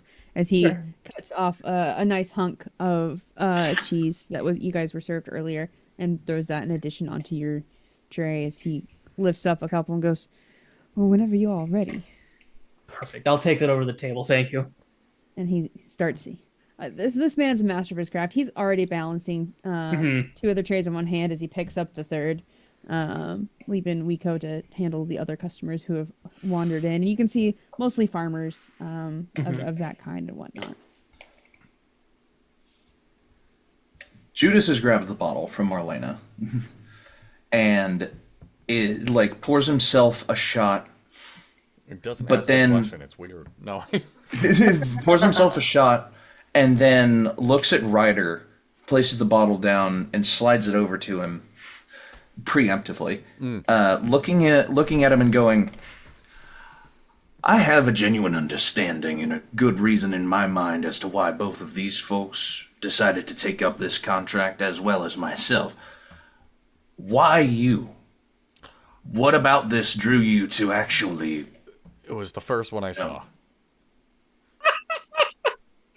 Okay. All right. I'll give you the real answer. So I work security at the college and whatnot. I only took that job because my little sister was there, and I didn't trust her going away to college. She's all graduated now. She's all big and doing wizardly shit out there in the world, and I just kind of took the first job I saw that got me out of the college town. Try something new. So earlier when you said that you dropped the college thing, it was to do this. It was to keep doing. Not this in particular. I wasn't like, oh my god, what an opportunity. I have to quit my job for it. It was more of I quit my job and I needed something to do. Fan-fucking-tastic. As he, grabs his shot, downs the whole thing, is starting to hit a tiny wall of, buzz that he knows is going to develop very quickly into more than a buzz, and is like, As you're I might have starting gotten the to- rules of this game wrong. as you're starting to kind of feel this, and Mew walks back over, you see Ornhelm walk over with y'all's food and goes, "Well, it took a little bit longer than expected, but..." He slides each of you a tray and sits down himself. Goes, "It's certainly going to keep you hearty." And he looks over at you, Judas, and maybe reduce that headache you have in the morning.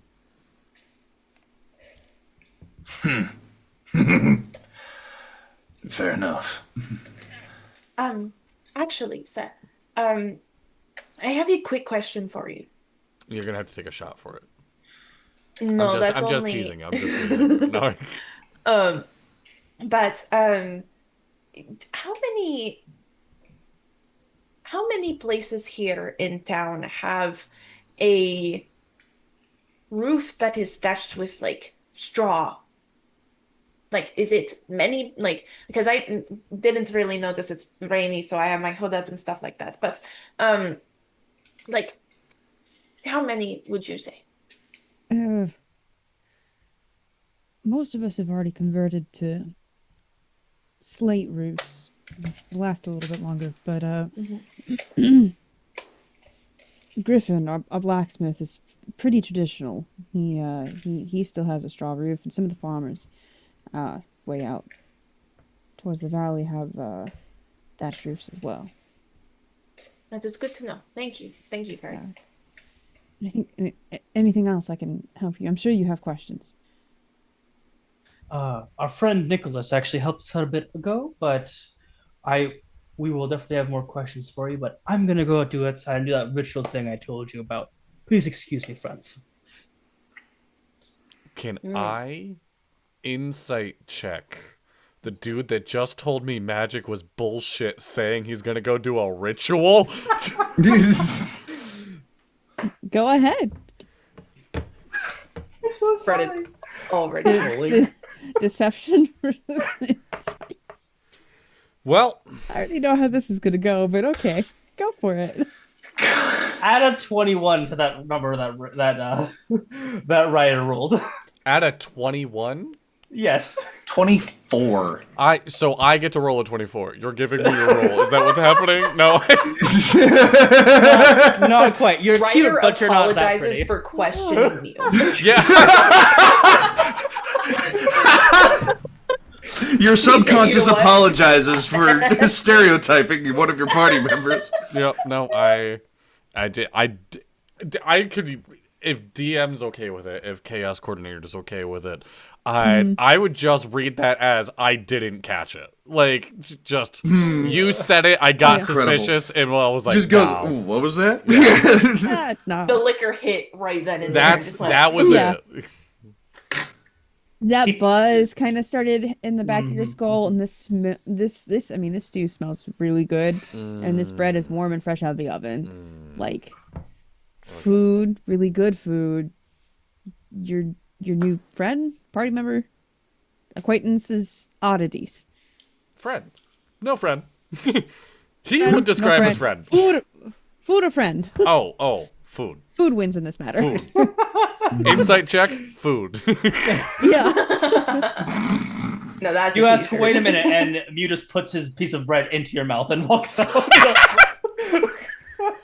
He said, Incredible. no. No. All right.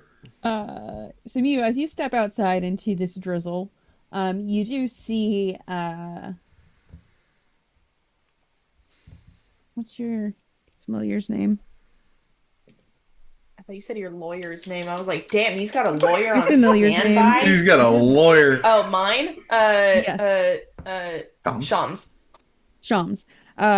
You see you see Shams kind of slip in the door, wet fur, a little mud here and there, clinging to it as it kind of pauses and looks at you for like a long time, and then just kind of slowly slips in the door. Still looking at him as he like packs Yeah. in. Weird vermin. Anyway. She will put her arm down to the floor to kind of catch him up. Yeah. You catch him up. He starts nosing about at the remaining summer sausage. If you guys haven't eaten it all, Whatever is left on hers, she'll give to him. yeah. Starts eating that. Mew, what are you doing? He's taken off his hat and he's broken the cheese into bits and put it in the hat on the side where the kitchen is, just enjoying the rain, having, just letting the little bit of buzz kind of letting that wash away in the rain. As he doesn't realize it, but he begins to whistle, "Oh, he's a jolly good fellow," and begins to cast Speak with Animals to try to get the mice to come talk to him. Or the rest come talk to him. He doesn't realize he's doing that, but that for all above the table, that's exactly what he's doing. Oh, Yeah. that's funny. So you start doing this.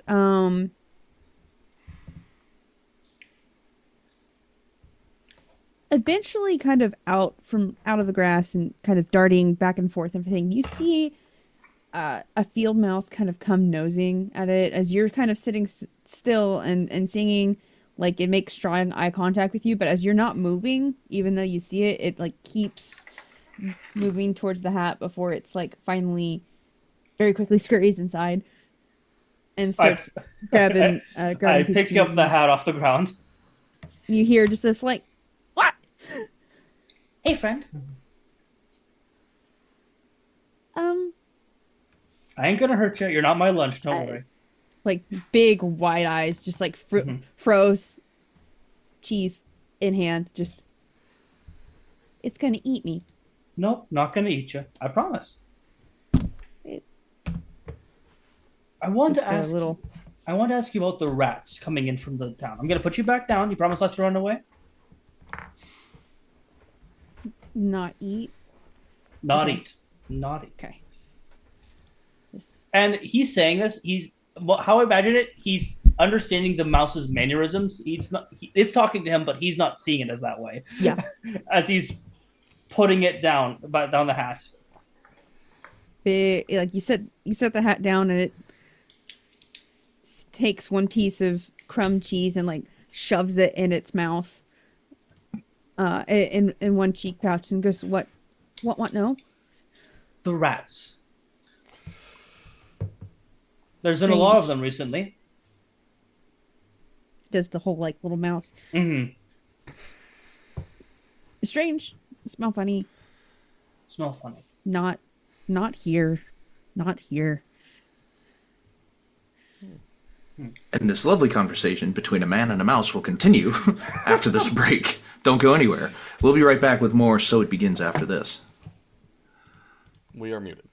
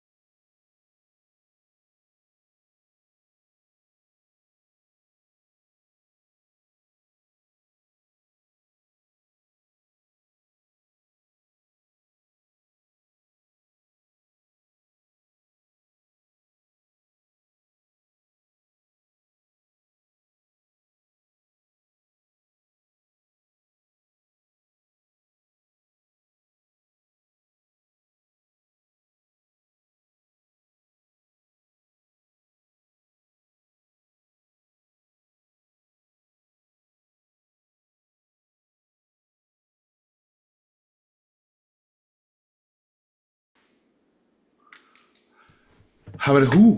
Welcome back. So we have a man talking to a mouse. Yeah.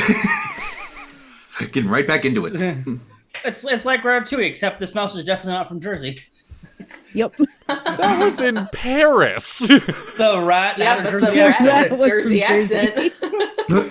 and it pissed me off even then. You're not wrong, but he's in Paris. All right. So, you said that the rats were from a different place. Could you show me where they go, where they're from? I promise they won't get you. You'll stay right in that hat, and you'll just kind of point the way. And you can have all that cheese. It's all yours. Eyes the cheese greedily. Give me a persuasion check. I did roll a 15, by the way, for the animal handling check earlier. Okay. But persuasion, Yeah. This feels like when Brett's trying to persuade me to do something. He's just like, I have a chocolate bar with your name on it. If you need to do some. A persuasion check on a mouse. again a 15. Again, a 15. Mm-hmm. You see the mouse kind of eyes greedily glaze over at the cheese and then looks at you and goes, yes. I point, you follow. Okay. Can I pick up the hat and I walk back inside and I kind of push the door open with a shoulder. Friends, if you could follow me, please, and someone bring me that delicious bread, if that'd be all right. Judas I have is in a the middle lead. of a big slurp of soup, just like I think I have a lead. I made a friend. What's your name, Just little one? little mouse. Just is he just like sticks another piece of cheese in the opposite cheek pouch. spits out the spoon that he partially inhaled, looking at the mouse in the hat. Ryder looks around, chugs the beer that he had, and then pours his stew into the mug and goes, all right, I'm ready to go. I will. You know what? That's some frat boy shit right there. He kind of grabs. He like Judas takes his rather large, nimble hand, grabs the bowl, and just like kind of like horks down the rest of this stew, and like half bites, like piece of bread, half of it ends up in his maw, and he's just holding onto it like, and like stands up, kind of like adjusts hat down onto head through horn holes, etc. He will then take an opportunity to Attack. No. attack the mouse. No. Who will... No, I thought I had something for this. I don't. Never mind. Continuing. Okay. Seeing these two wonderful displays of strange manly eating habits, Marlena is going to grab like the napkin, like the cloth napkin that she has. She's gonna very demurely like finish her little scoop that she had, and then take the cloth napkin and drape it over her bowl so that way she can finish it later. And then she will take Ryder's cloth napkin because he probably didn't use it, and then put whatever bread and cheese is on the table and like wrap it up in that.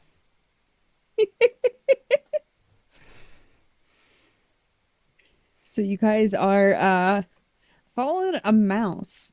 You do get Marlena, you do get familiar, the kind of same impressions that the mouse was telling you, that these rats smelled really weird or oddly coordinated. He's very judgmental of rodents in general. Yeah. Rodents. Just very Get that. but this was odd. This was out of the ordinary. It's not Yeah. normal. This is truly a mysterious circumstance. So Yeah. she will kind of let him kind of fly from above to lead as well. And she'll mostly follow little mouse. but she'll be following Shams as well. He once they're on the case, Mew does kind of let the mouse out of his hat so it can then scurry off whenever it needs to or wants to, leaving the cheese where they originally met.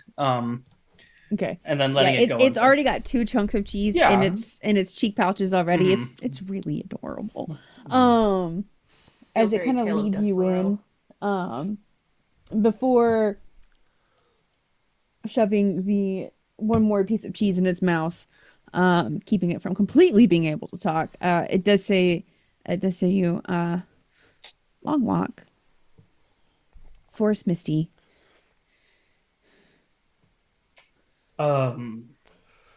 Judas, you might need to put on your little light display. Out of finger, 4 dancing lights, just kind of like. Actually, dancing lights are stationary, I think. No, they can move with You you. move them. They do move with you, Oh but yeah, no, I can move them. They have yeah, to be so, within so many of one another. Like 60 feet from you or something like that. Yeah. I mean, what as do I you just roll? kind of like send out these lights, and they will act as like 2 in the front, 2 on the sides, moving directly ahead of us and following this mouse.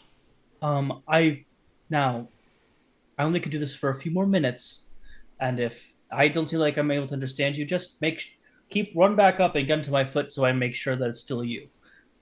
Okay? Wonderful. His mouth Go is on full ahead. of cheese. He can't talk Yeah, to you no. anymore. He doesn't He said understand that that stop timer me in the first happened place. already.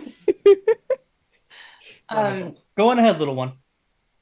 Yeah, As so you we- guys are following this tiny forest mouse through the forest. They seem like a Gouda to me. He accepts that. He has no name. He's a short life. He has no name. He has a short life. What a wild Fall Out Boy song. Profound. What a profound statement. Marlena will go to Mew and say, I don't know exactly how you are communicating with the mouse, but I do also have Shams leading the way as well. So Communicating with it. I just sometimes talk to animals and they listen. right.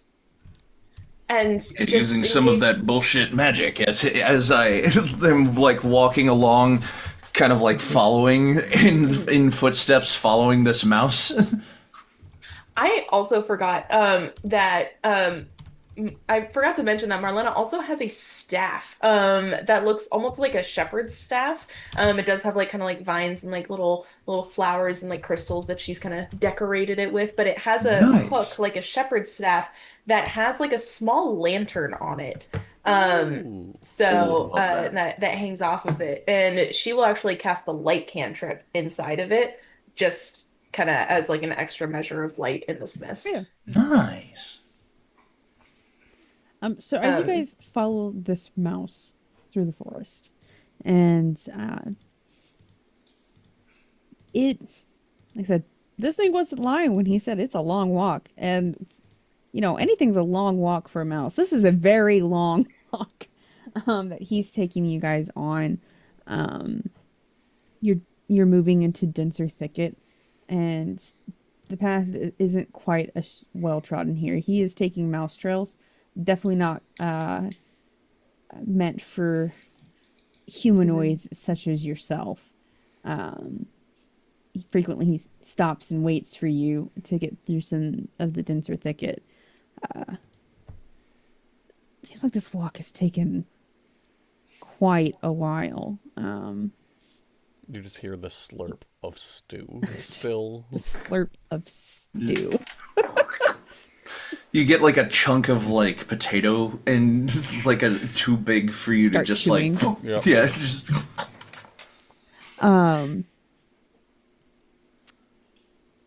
As the night kind of starts to wear on, you see the mouse kind of stop and freeze in place.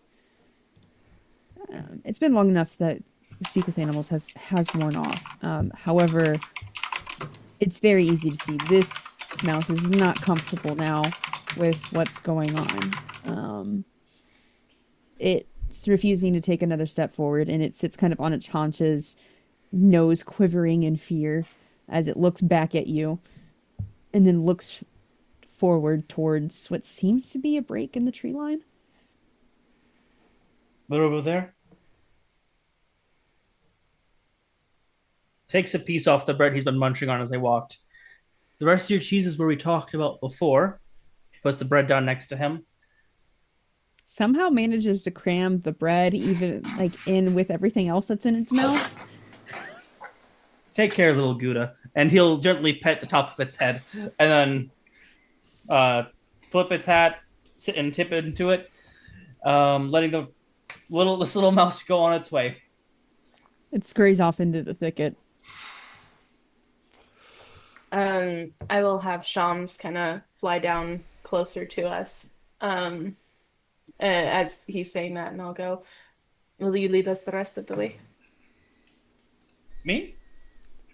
Shams. Shams. Oh. So Shams looks just at Mew going, why would it you? Disgruntled.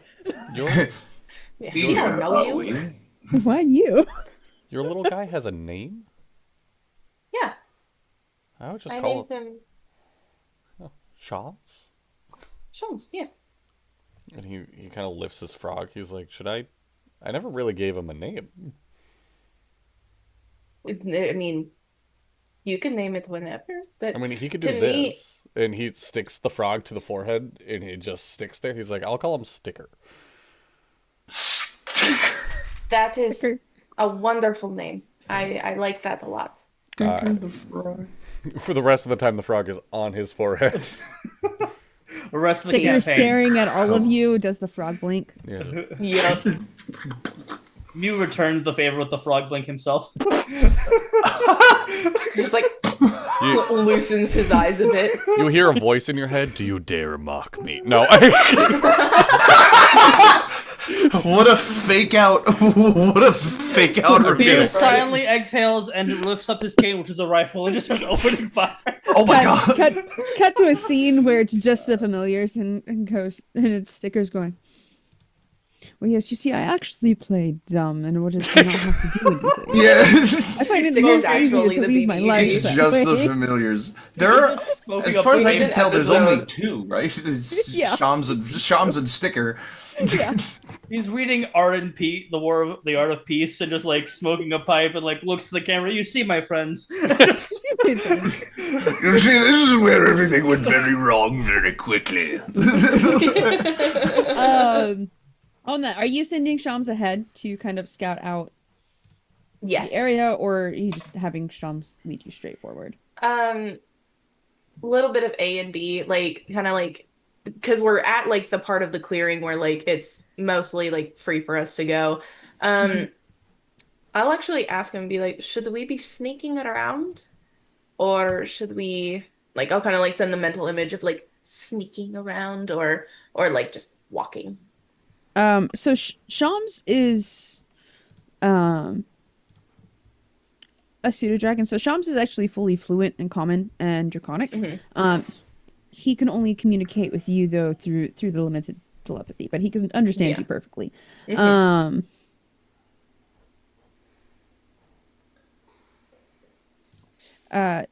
Shams gives you the impression of needing to sneak, but be cautious because you notice that Shams is having to rely more and more on his blind sight senses rather than his actual visual senses as Gotcha. fog starts to like mist and starts to kind of creep further along into the forest floor. Gotcha. She'll relay this to the group, then she'll go, okay, so I think we should really be more sneaky this time, so we need to kind of lay low, because this mist is rolling in, so I think we should, I don't want to say that we should all hold hands, but we should definitely stay within arm's reach or something like it. She'll take his hand. okay. Like arm's reach or something. I If you're mean- putting your hand out, she'll... Yeah. I won't say no to holding hands. I mean, none of you are gonna bite, right? Unless Only you if you ask. ask. You've broken character so many times already. That wasn't breaking character. Oh, it wasn't. My dear Oh, no. Ryder, if you think I'm going to ask you to bite me, you don't know me very well at all. I just met you. He does have a point there. I want it said Shams is rolling really, really well. Good. Someone besides Mew must. Okay. It's the fucking familiar. Anyway, as you guys are whisper talking to each other, and creeping slowly forward, Shams, being ahead of you, gets kind of this alarmed. You feel like a shock and alarm kind of shoots through Shams' body straight into yours. Without kind of like asking, jolt. he very forcefully pushes an image of stone pillars in a circle that he sees in front of him. It's not distinct for him, but it appears to be figures. Unable to determine the exact number. Some seem to be either laying on the ground or extremely short. Some seem to be taller. Okay. And distinctly hears voices. Miu, you're able to, as you start to get a little bit closer, you're able to start hearing muffled voices arguing, it seems like. At least from the tone, you can't distinctly hear the words yet. Do we need to make like a stealth check Go ahead and give me stealth checks. or anything? I can say choose this one other person who is not very good at stealth. Who is it? You know my class. That'd be You're- me. Okay. Well, no, it might be them. I have +2. I have a +1. All right. I don't have the best stealth either, even though my class, which is ironic. I just rolled a 18. I will make myself and Marlena invisible with a third level invisibility spell. Okay, so give me Awesome advantage on sauce, that. thank you. 14 for me.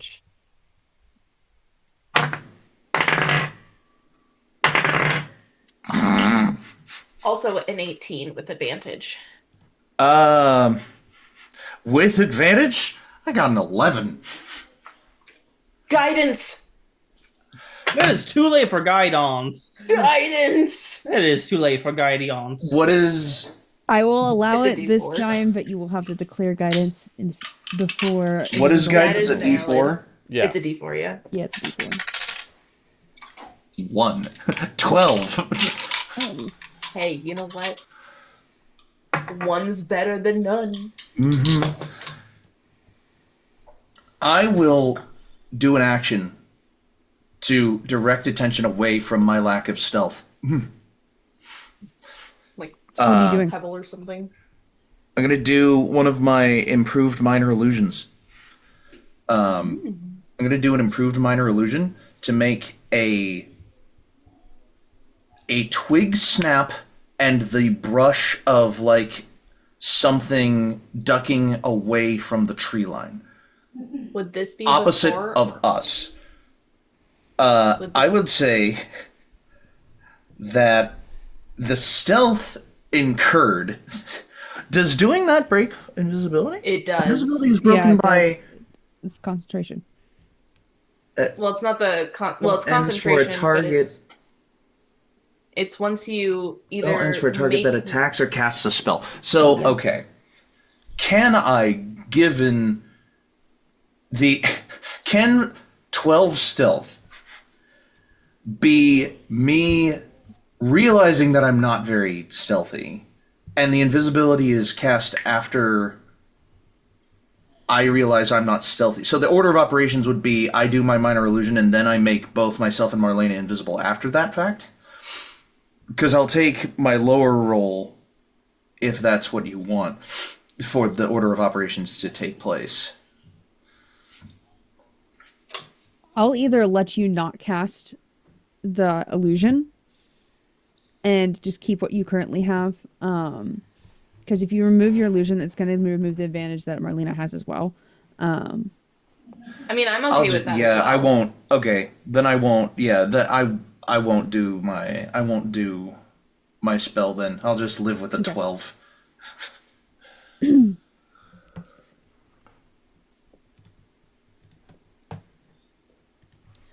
So as you guys creep forward, you can see the not see, you hear the voices kind of come into sharper clarity as the forest between you gets thinner. You're able to hear the echoes off the rocks a little bit better. Your familiar, Lena, is flying over, trying to essentially. He's smart, for the most part. He tries his best. He tries his best. He's trying to look like a bat. Big swooping motions. He notices that there are 3 distinct figures standing, and 4 figures prone on the ground.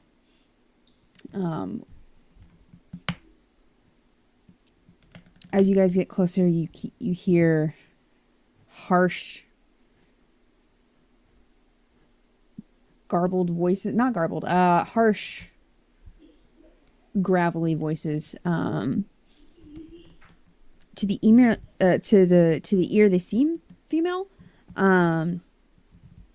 One is definitely louder than the others as you hear cut through. But we simply don't have enough power yet. It won't work with what we have. Well, we're running out of time. We have to do it. But there could be more.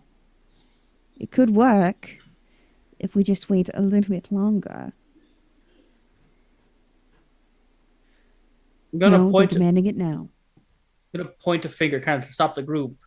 And I just looked at my ring of mind shielding. I can turn invisible as an action with the ring of mind shielding. What? No way. No I'm way. looking at the No way. look it up. The ring of mind shielding. shielding can turn It itself can turn invisible. Oh, I see. I misread that. To That's hide totally that you're fine. wearing. I was That gonna makes be so much more like, sense. how many of us have had a ring of mind I was about shielding to say, at there is some no point in our fucking way I've sense. used that so many I goddamn know for a times. fact Stealthy has. Yeah. You can use the ring Don't to play cause with the me, ring to sir. become invisible. I misread that. That's totally fine. Okay. Never mind. The ring is invisible. You don't see him wearing this brain ring for the record. But I thought you just had a ring. No way. Incredible. a little bit. Can we see these 2 lovely women, or are they? Oh, there's 3. There's 3.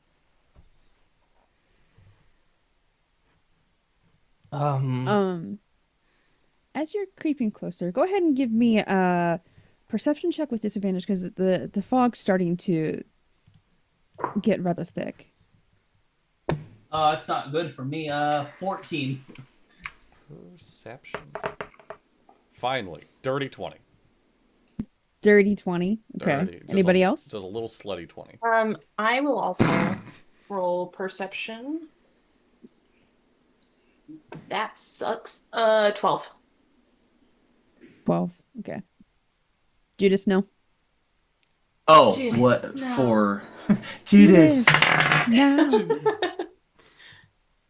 I'm gonna. I've been holding that in all night. I want you to know that every time I hear his name, it echoes in my mind. What was the check for? Persuasion. Perception at disadvantage because the fog is perception, starting sorry. to obscure. Oh, a disadvantage. Oh, my Okay, bad. so I I'll did just not take the hear- first. Oh, it was a I disadvantage? did not Yeah. have disadvantage. Oh, so I'll just take. So I'll just take the first number I rolled then, which was a 3. I I corrected to a 9. I corrected to a 13. I'm like, Man. there's no way I rolled with I, but no, okay. 14. Hey. 14. Oh no. That's okay for level. That's Let's okay. see how the familiar does. What happened to the 30? That was insight, not perception, and I was doing it in a well-lit area. It's dork outside, okay? It's Dork. It's dork. It's dork out. dork. It's It's dork dork outside. outside. Do you want to roll for I most Shamus? certainly can. Or Shams, yes. do you want me to? I can do it. Let's see. You said his perception. Shamus has keen senses, so actually Shamus, it's a flat roll for Shamus. Cool. Can we, Um, while this roll is happening, can we homebrew right now that I can roll for my frog, but he only rolls a d6? If you want to, I'll allow it. That's all you, I baby. love that. Why? Okay, Sticker got a 2. Perception is wisdom. So that's an 11 for him. But he has a passive perception of 15.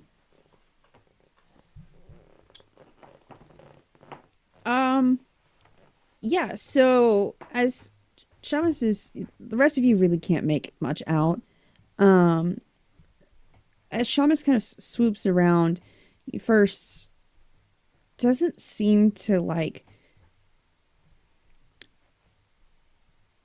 notice anything that's immediately alarming. The rest of you don't really notice too much. You're kind of able to see the figures a little bit more distinctly than everybody else, but it's still not exactly clear as Shamus makes another pass and realizes right as they look up to see him, he looks down and sees them, and you get a flash of faces that are gaunt and putrid and in various shades of green and whatnot. Marlena, give me a history or arcana check. History. Okay. Natural 20 for a 25.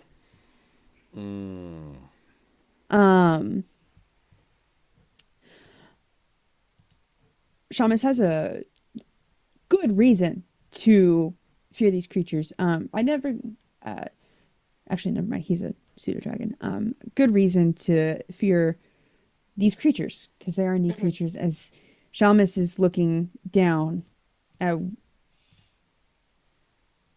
what he appears to think is hags, and that's just they all have different faces. Like they're not exactly the same, but there are 3 of them, and that's what he strongly believes that they are, as he very quickly swoops off.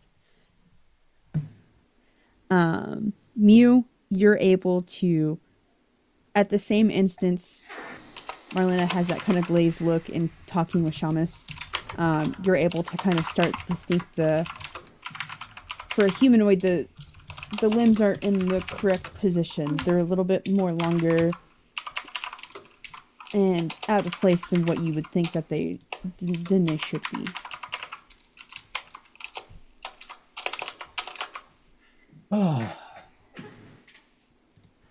It's a shame I'm not into older women. Speak for yourself. He says, tapping his cane and it, taking a deep breath and stepping out. Pardon me. I don't mean any harm, madams, but I seem to be unbelievably lost. And like Mew made sure to use his bonus action, like get ahead of the group, so there's a bit of space, so that way he doesn't look like he's prepping them for an ambush. Whoever was holding his hand is like, no.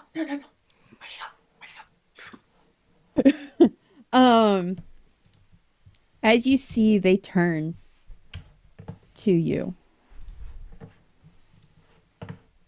They're not all the same type of hag. They are distinctly different from each other, which is very That's most concerning. people know. Yeah. Very odd.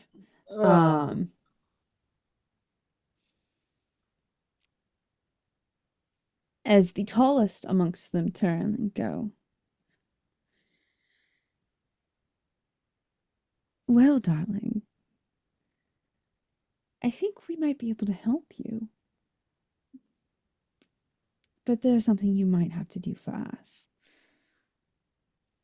I'm I'm flattered, my dears, but I am unfortunately a taken man. He says with the politest smile he can, being as coy as one can be when staring down the face of a hag shotgun. Judas shakes his head in disbelief, invisibly. See But Marlena also physically is just the larger of the three goes, and she goes, "Oh, honey, it's nothing quite so salacious." Well, now you've got my interest a little bit, I suppose. Mind if I? And he points to a log for him to sit on. As they go, "Oh, come, we have more seats by the fires." The quieter, the smaller of the three simply snaps her fingers as a bonfire appears in the center of this ring of stones. Now that is mighty tempting. But I have heard stories about meeting beautiful women out in the woods. Are any of them true? Again, the physically larger of them goes, Mhm. "Well, he's just a charmer. Can't we keep this one?" As she looks to the tallest. "Well, it's something that, well, we certainly wouldn't want to impose." My mother, and he'll take a step forward, kind of gesturing with his hand, kind of curling it for them to kind of move slowly forward, that it's rude to be disrespectful to not only wiser people, but also beautiful people. Please, if I'm not imposing, and just slowly taking steps forward, keeping an eye on these three creatures. Yes, Judas. yes, I can get a sense from this interaction where we are hiding. Mhm. I would like to do either an Arcana check or a Religion check, whichever one, to determine what would scare these things the most that he's talking to. Whether it be, like... Because I have a feeling I know what they are from the interaction. But... Go ahead and you can roll either an Arcana or a Religion check. Fine a fucking Lee. An 18 plus 7 either way. 25. hell yeah. Because I am kind of, in my mind's eye, beginning to conjure up an illusion to throw into here to help us with the inevitable dispatching of the witches. But But I need to clarify that image in my mind with this check. I'm sorry, repeat your check one more time. 25. A 25. It would either be Arcana or Religion. It's a 7 either way. Or a plus 7 either way for a 25 total. Which one are you leaning more towards? Because the answer might I'm be leaning slightly more different. towards. I'm leaning more towards religion because religion is like, oh, what they believe would lead. What they believe would be more helpful as to what scares them, or what would, if an illusion doesn't scare them, would distract them enough Okay. for us to get the drop on them. Marlena, have you shared that hag is what Shamus has told you what these creatures Yes. are? To Yeah, everyone? Shams. Okay. Yeah, after getting that, she would have shared that, like whispered it, and just been like, "They're hags. They're hags. 3 of them." 3. 3 hags. Yeah, so hags don't generally hold like a religious belief system. They're more in a rightful fear of creatures more powerful than them. That's why they tend to make deals and barter with people and other beings. Most commonly Fey lords or unseelie court. Some powerful even than dabble them. in Unseelie. the abyssal demonic. When it comes to deals, depending on the nature of that specific kind of hag, the fact that these are three different ones, because most hags kind of gather in their In own solitude. solitude, or if they do form a coven, they're generally of their own kind. These are three distinct types of hags, which is unusual, to say the least. For these three to be in fear of something else, like this, it's highly unusual. So it has to be something or someone far more powerful than them. You got it, Pops. All right. I am conjuring in my mind's eye the image of an interdimensional portal opening somewhere in the tree line away from us, like kind of forming a triangle between where Mew currently is and where the rest of us currently are, forming a triangle off to the side. I will kind of like go prone down beneath tree line to hide myself a little bit better from anything, but I will throw in the direction away. I'm going to pair a couple of things at once. You just tell me when I need to stop. There's going to be a major image. That's a 3rd level spell, and that's my 3rd level slots. This major image can occupy up to a 20-foot cube. So inside this 20-foot cube is going to be like a bright light of a... I have devilish nature in me, of a devilish nature.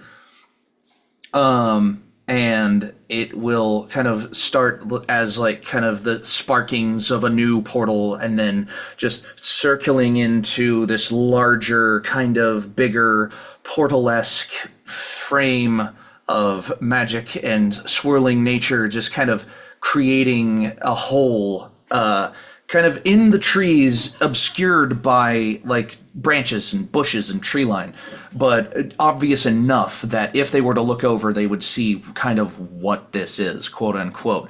Paired with that, as that major image is going, or as the major image starts, a minor illusion, before the concentration kicks in for the major image, will create kind of a sparking magical noise of a demonic nature to draw attention in that direction. My invisibility will drop as a result of all of this happening, I realize.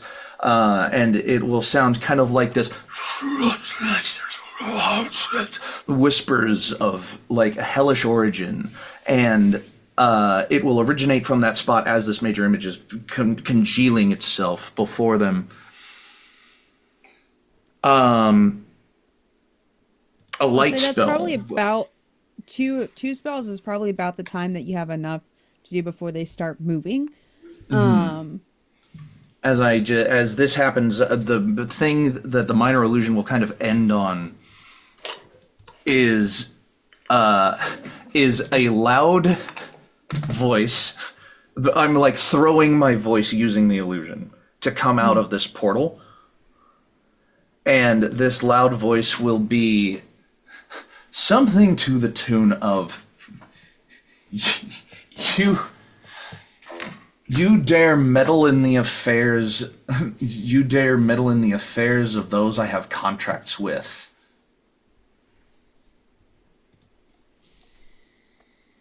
In a deep demonic slur of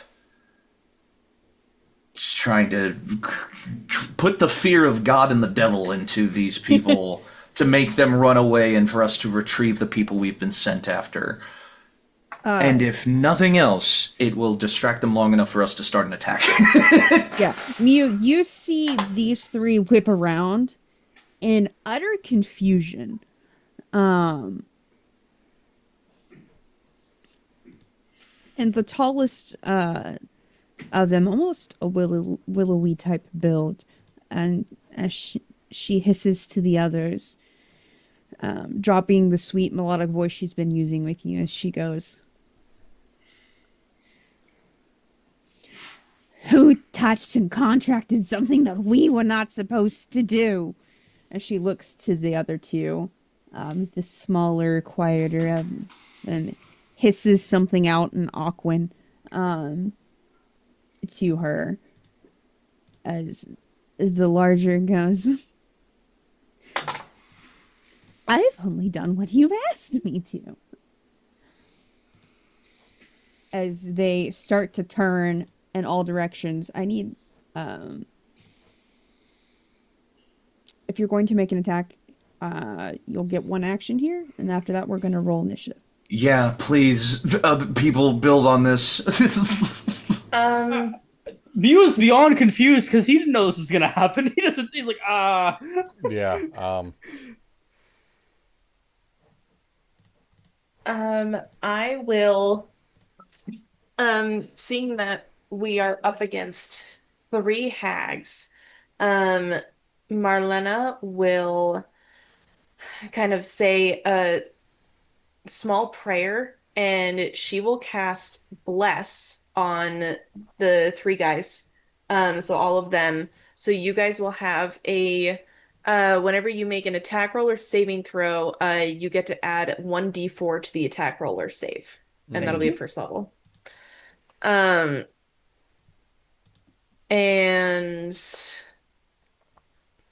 that will be it for now. How close? I don't have aid prepared. What the nut? What the nut, indeed. How far away did we end up getting from them? I figured they're we're like about, right underneath the window, like peeking in, is what I'm imagining for Marlena. Yeah, so basically this is a this stone circle with all of these pillar-like stones. Widthwise, these stones are about as wide as a person. Like you can hide behind it just barely. Okay. There's multiple of them scattered around the circle. However, you can easily get in between without squeezing or whatnot. They're Okay. 5 foot spacing around.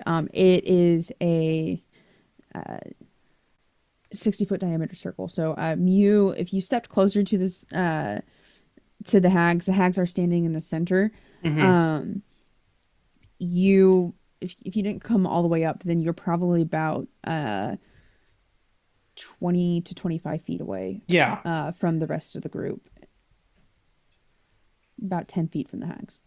I would like to use my bonus action to use insightful fighting, to use my insight against their one of their deceptions, just so I could get advantage on Which one are you targeting? the the one I'd be closest to. It probably is the one that said, "Can we keep him?" Oh yeah.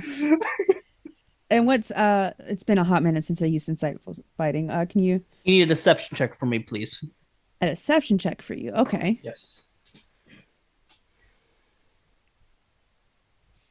20. You got to be a 22. I don't know.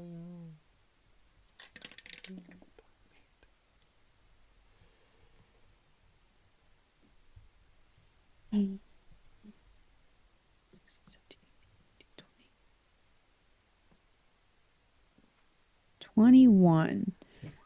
Just barely misses. Holy crap!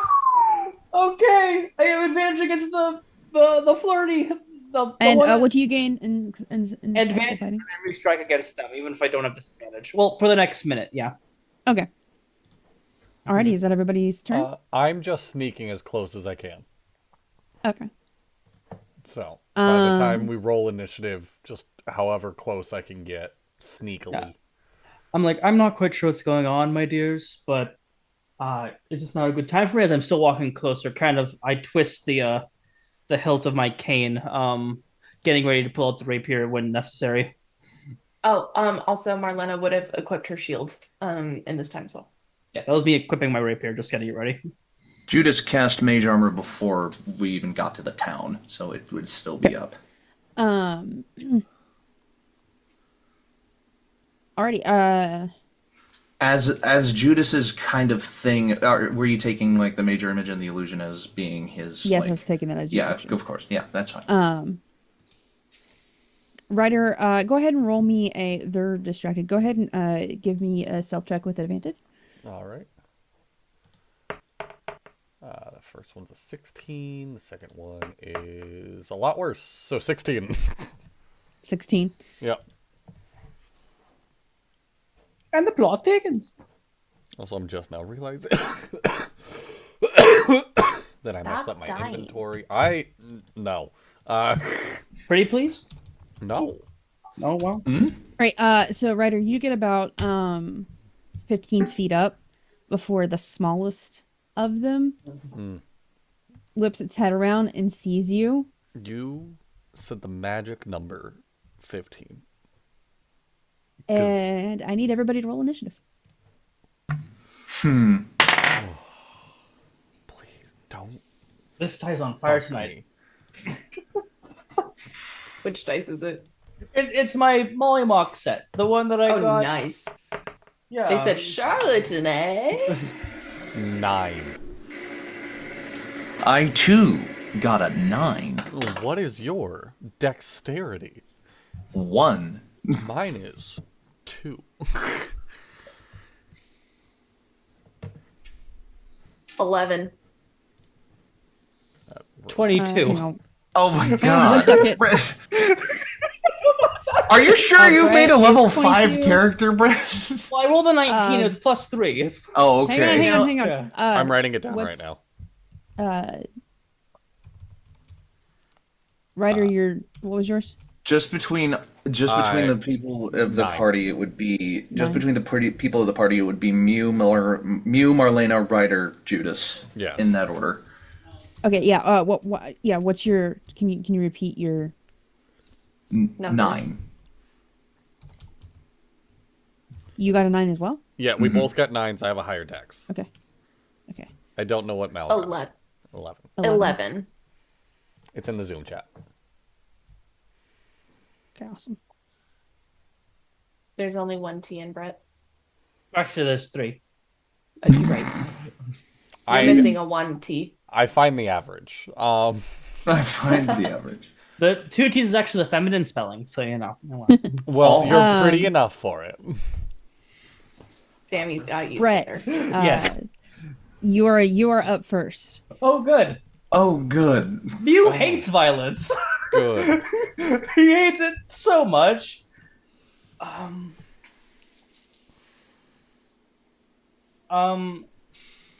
Then find a way to enable the others to be violent. I built a character good at one thing, and it's violence. Yeah. I assure you, madams, this is not how I expected this conversation to go. But you know what they say, and he's gonna run up, pulling out his rapier and stabbing the one that said, "Can we keep him?" It's you can't keep me if I am not on a leash. Try to stab her. Oh. That's kind of hard. Not gonna lie. That's hard. just the image of like the car and jumping through the explosion. Fuck yeah. Alrighty. Roll your attack there. With the advantage, it's a 17 to hit.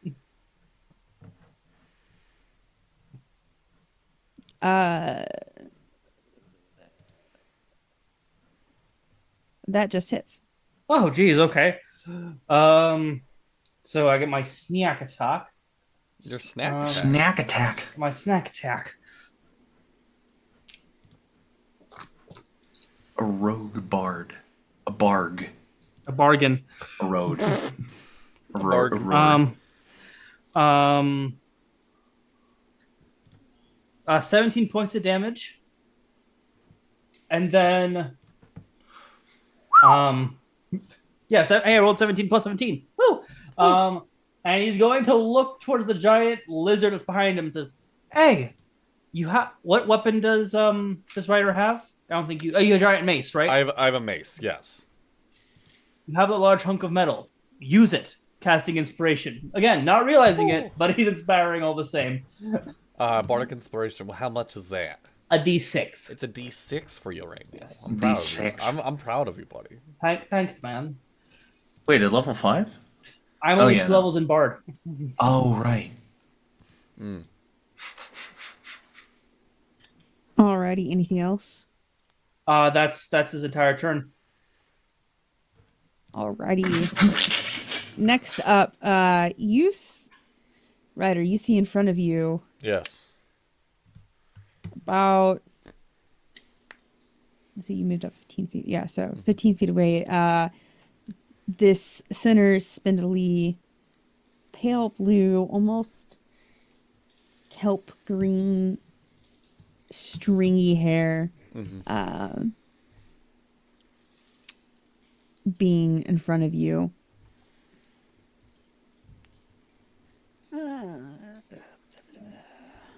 Sorry.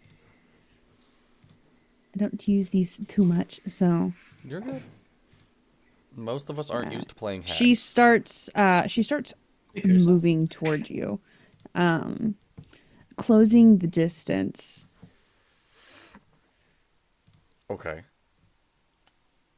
Oh, wait. Major image can make its own sound, smells, and temperature appropriate to the thing depicted. I didn't have to do minor illusion for that at all. Okay. I thought major image is just going to be an image. I have to provide the sounds with something else. Oops.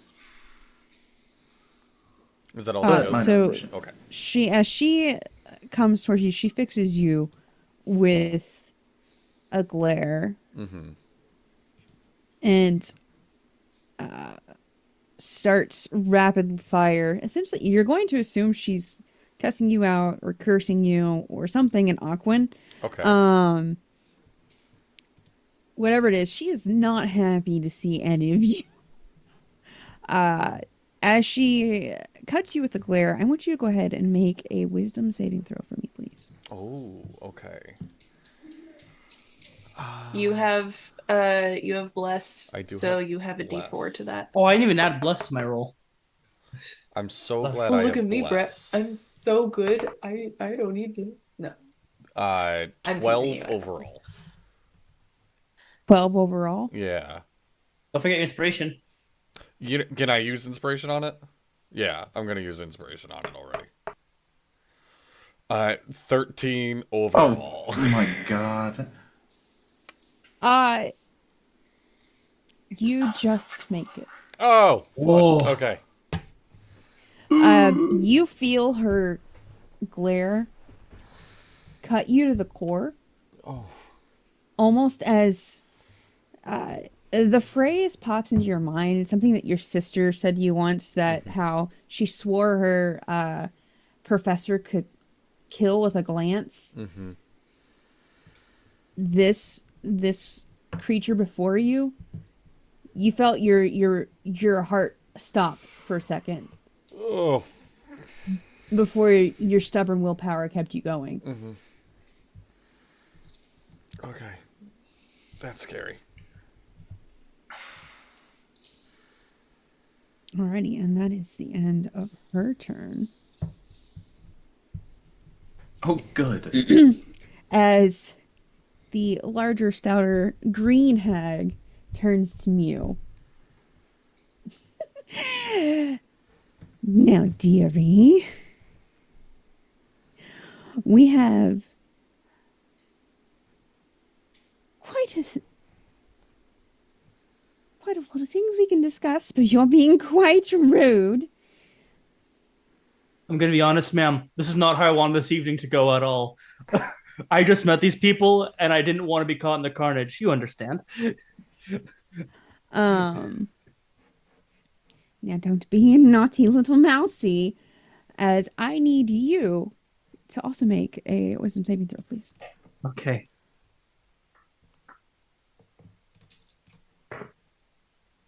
Okay. Don't forget your D4. I remembered my D4 this time. 16 total. Mmm. Delightful. We're coming That up was on a- another break. As you felt for an instant there, when she called you a naughty little mousy, you felt for a hot second that quick fear that a rodent has deep in your chest. That you were almost you really thought for a second there that you were a mouse. As the feeling passes. Does anyone have a craving for chocolate right now? And on that, we'll pick up with initiative order after this break. Don't go anywhere. We'll be right back after this. Marlena, you are on deck. Awesome. We're out.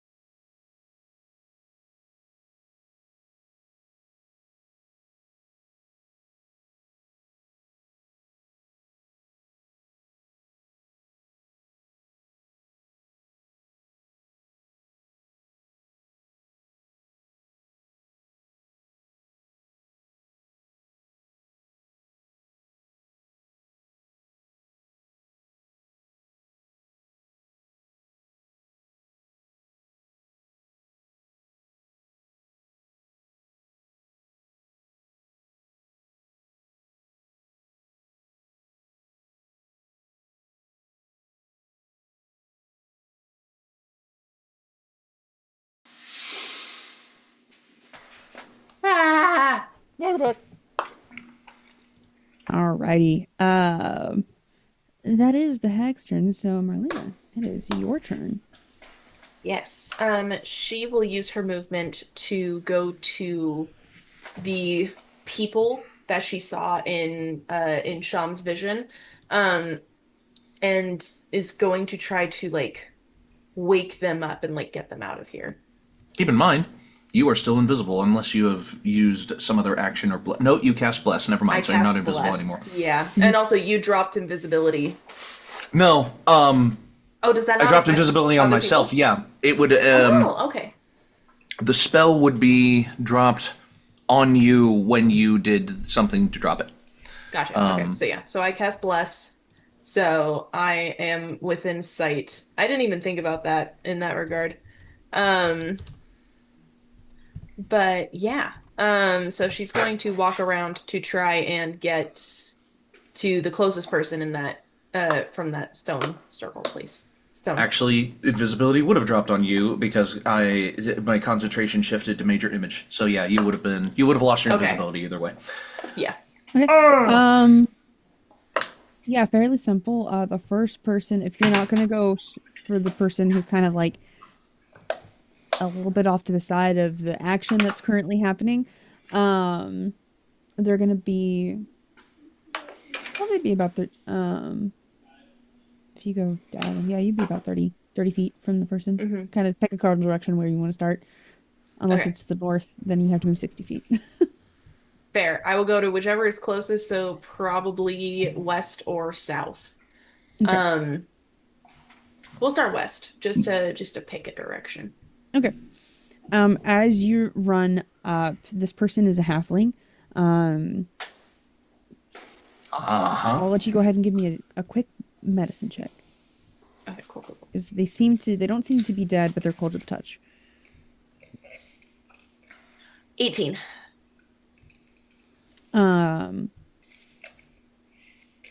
It seems that they've been magically put to sleep.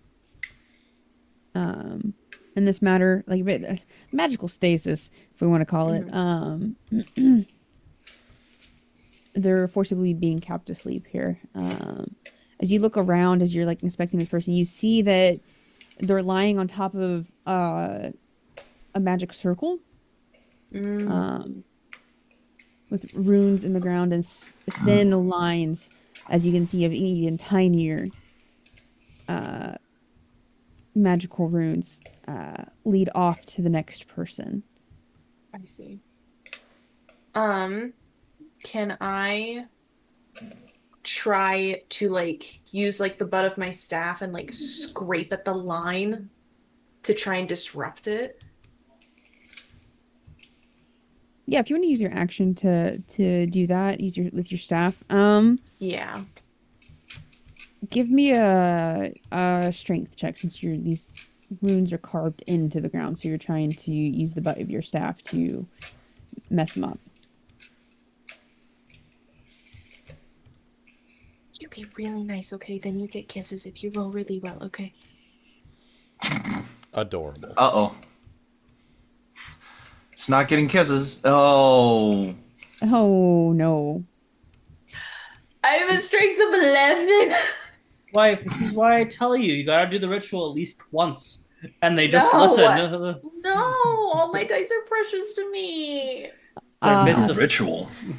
So you take your staff to like shove it into the ground and scrape. You end up taking your staff and you hit the ground as it goes whoop, and you go and your shoulder hits the ground really hard. You're gonna go ahead and Alrighty. take 2 points of bludgeoning damage. Yeah, that's fair. That's fair. Okay. You do kind of slightly like bump into this person as you fall down. They don't stir. They don't stir. Okay.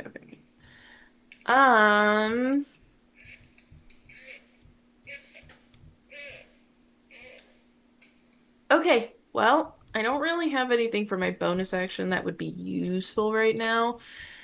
So she is going to kind of just lay there and like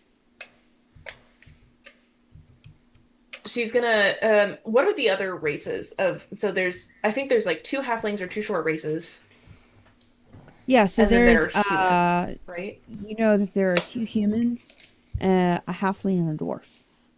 Okay. I will crawl over to the dwarf. You'll make it probably about halfway before you run out of movement. Okay, that makes sense.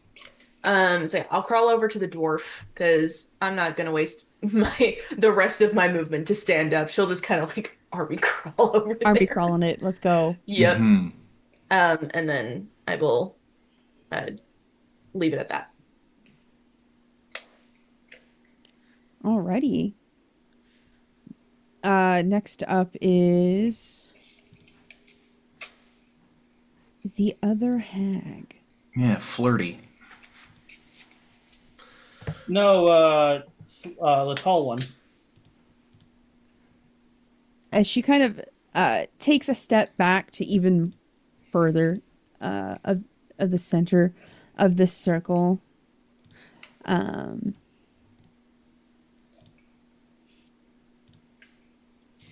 You can't stop what we're trying to do.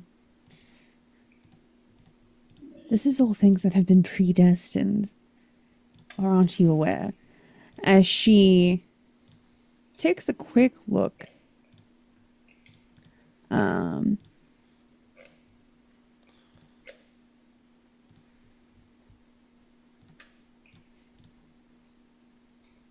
Sorry, I was double checking this. All right, yes.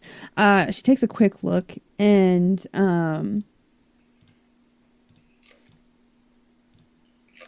Ryder, she sees you and she flicks her hand out and something that almost and at her fingers silvery threads quickly lash out at you. I Okay. need you to make a strength saving throw, please. Okay.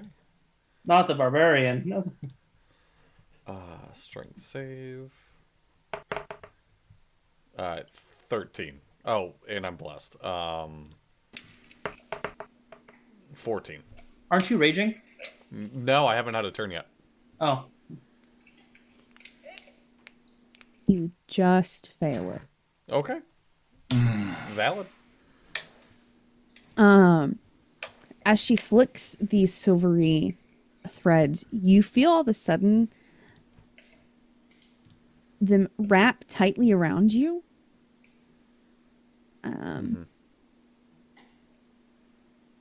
And as they cinch around you, dread kind of settles into your bones. Ooh. Okay. As it's almost fated that you're not to move until the end of her next turn. Okay.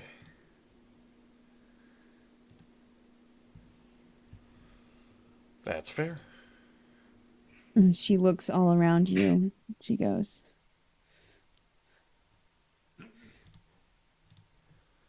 try and stop us if you can. Judas, you're up. Me. Oh, I'm sorry. Yes, you. Yes. I have it flipped wrong in my order. You're good. So I can't move. You cannot move. How far away? So I was 15 feet away. They've moved around a little bit. Are they still within 15 feet? The smallest hag Yes. is in front of you. It's 5 feet. Okay. Is there anyone possibly within a cone shape behind them?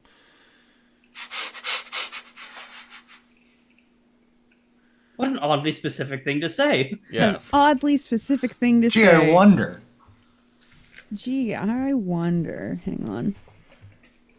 Are we going to find out how it feels to chew 5 gum? How I choose to 5 feel gum. How it gums to chew 5 feels. Did I have a stroke? How it gums to chew 5 feels. Gum gum. Sense your stimulates. I need an adult. It kind of depends. If we're thinking about this like a clock, Yes. you guys entered Yeah.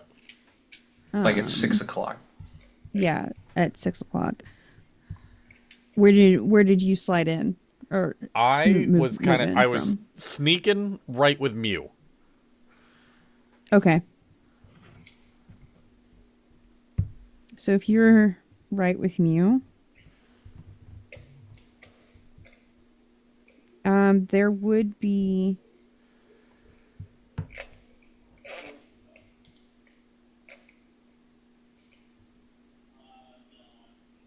you do see a figure. You said a 15-foot cone? Yes, it's a 15-foot cone. No, that'd be just barely out of the way. Okay. So it's just this one hag in front of me. That would... Yep. Alright. I rage... Well, I take a swig of cold stew. And I get really mad that my stew is cold now by these assholes. No, I go into a rage and I will... Yeah, I'm going to use my cone. So that's going to be... They need a con save. The one Okay. in front of me. Dex save, con save 15.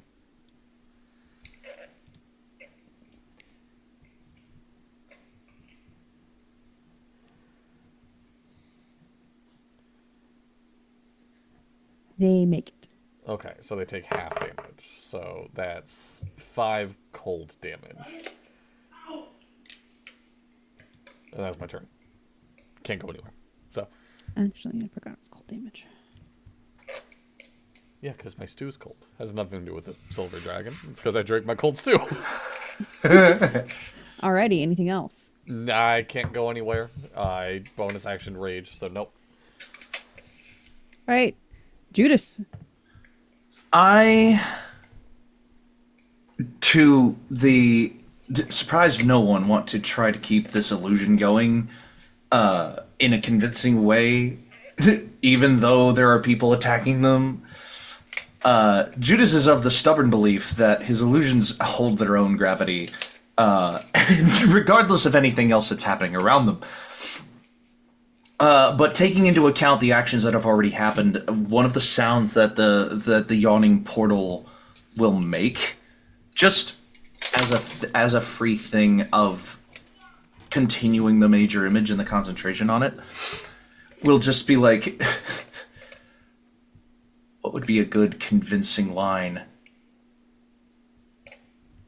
Hey, ass butt. See the agents that have come to collect their due. See the agents that have come to collect their due in my stead, and as my actual action, from my cover, I need to go back up. Firebolt is 120 foot effective range. So does Chill Touch. When Chill Touch is necrotic. Hags. Necrotic? Question mark? Maybe. Depends on the hag. Depends on the hag. Fire would probably not do anything to the watery one. She might just put it out. The tall one hasn't been hit yet. The flirty one. I currently have my Hasn't. sword. I've got my blade deep inside it right now. Yeah. I will just launch. Does the flirty one... The flirty one wasn't the watery one, was it? No. The watery one is quiet. The small, quiet one. Is the small, quiet one. Which is scarier. Necrotic might. Ryder's not into the Shy Girls. I'm making a bold assumption that a necrotic isn't going to do anything to any of these. And in a worst case scenario, might actually heal them, as has proven the result of my actions in a previous campaign. So I'm just going to chuck a firebolt at the flirty one to try to dispatch of one of them at the very least. Poke up, poke back down, and scuttle along the ground. Closer towards where Marlena is trying to recover the other one, but still keeping myself in the bounds of the tree line, maybe even behind a tree. For So there are like body-sized pillars every 5 feet around the circle, about around the stone circle. then I'd be hiding behind one of those for sure, and then just like ducking around the circle a couple of ways in order. But the first thing is the firebolt. That is almost a nat 20. That's a nat 19 for a 26 total on a firebolt. That does it. I would fucking hope so. For 2d8, I'll just roll it in D&D. No, 2d10 rather. I'll roll that in D&D Beyond. Sure. Why do you forsake me? That's 9 fire damage. Alrighty. And if you want me to try to reroll stealth, I will. Because I am attempting to hide after the fact. Yeah, I go ahead and think- give me another stealth check. 15. A little bit better than you were before. Better than I was. And the illusion will just continue. The major image will, like, the portal will be getting a little bigger and a little bigger and a little bigger, until it believably occupies this 20-foot cube, and like fire will start like lapping out of it, and another voice will come out of it and say, Your planned covenant will fall before them. Your planned covenant will fall before those who have made contract. What the fuck is going on? The tallest one in the center turns her attention to the portal as she starts to look at it.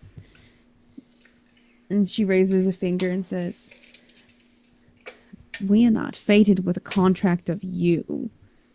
We are contracted with one of higher power.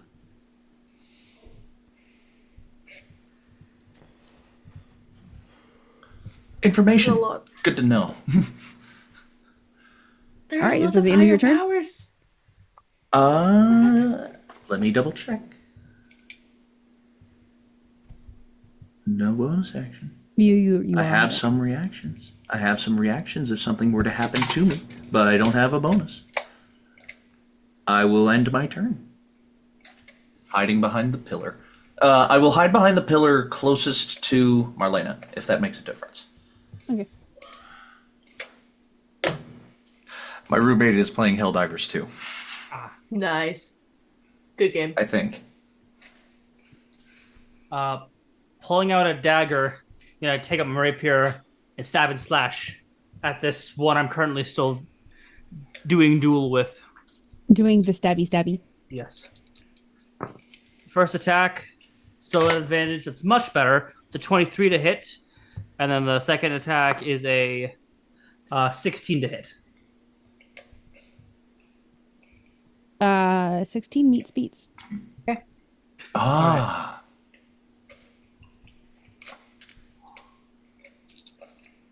For the rapier damage, it is 13 points of damage.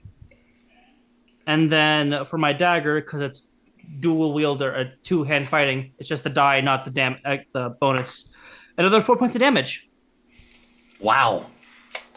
Nice. Max damage. Dagger. Stab. Debbie! I hack off her nose as it's like just pointed right in my face, like ah. Like a hunk of Gouda. Oh. Alrighty. Is it the end of your turn? Yes, that is the end of my turn. Next up is the Water. smallest hag. Water. Water. Where's the water? Walter. You're not gonna get away As with Ryder kidnapping is townspeople, Walter. directly in front of her. She's going to go ahead and make a claw attack against you, Me? Ryder. Okay, thank It's goodness. Ryder. Oh no. Sorry.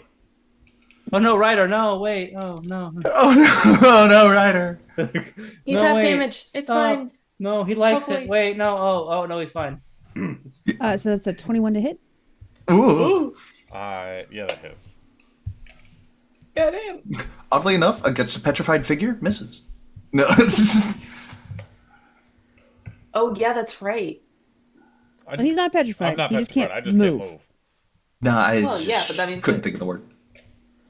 He can't. Yeah. I can't dash.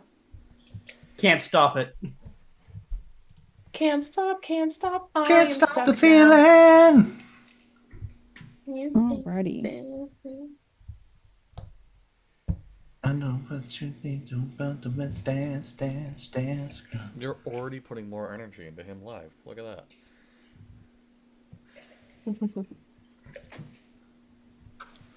All right, so you're gonna take. Why am I going? Back?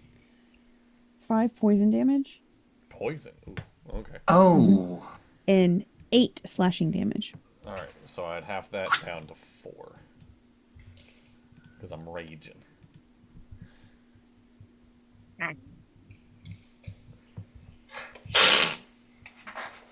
Can you fucking not like? Those nails look fucking gross. Jesus, gonna get an infection. She just kind of hisses at you. What's the last time you Next up got a is manicure? our lovely flirty lady. They say sarcastically. Like flirty lady.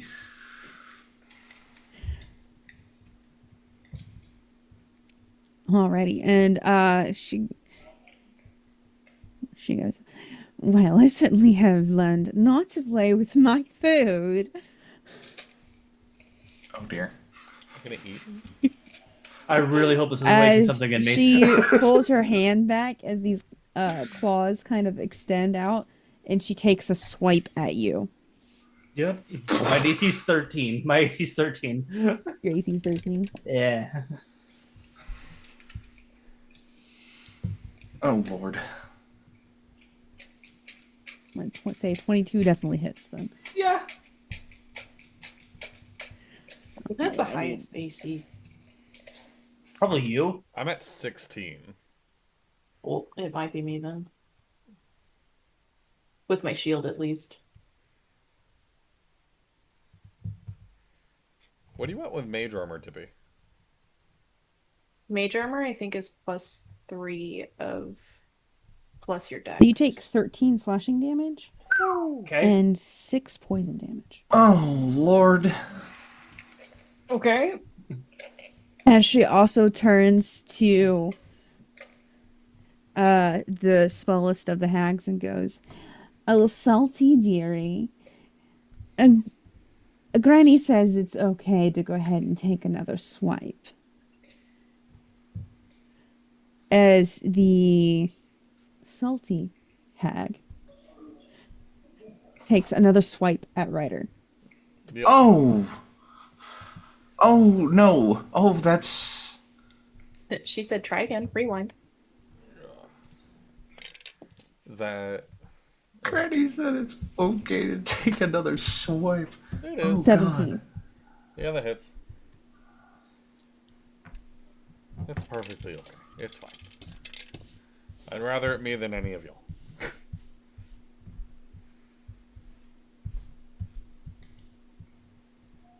So it'll be 9 slashing damage and Do we round 2 up or down? poison damage. Round up or down, Stealthy? That choice right now. In my game, You it's can round round down. Round okay, down? yeah. Alright. And how much poison Oh. damage did you say? 2 poison damage. Alright, 6 Ah. damage overall.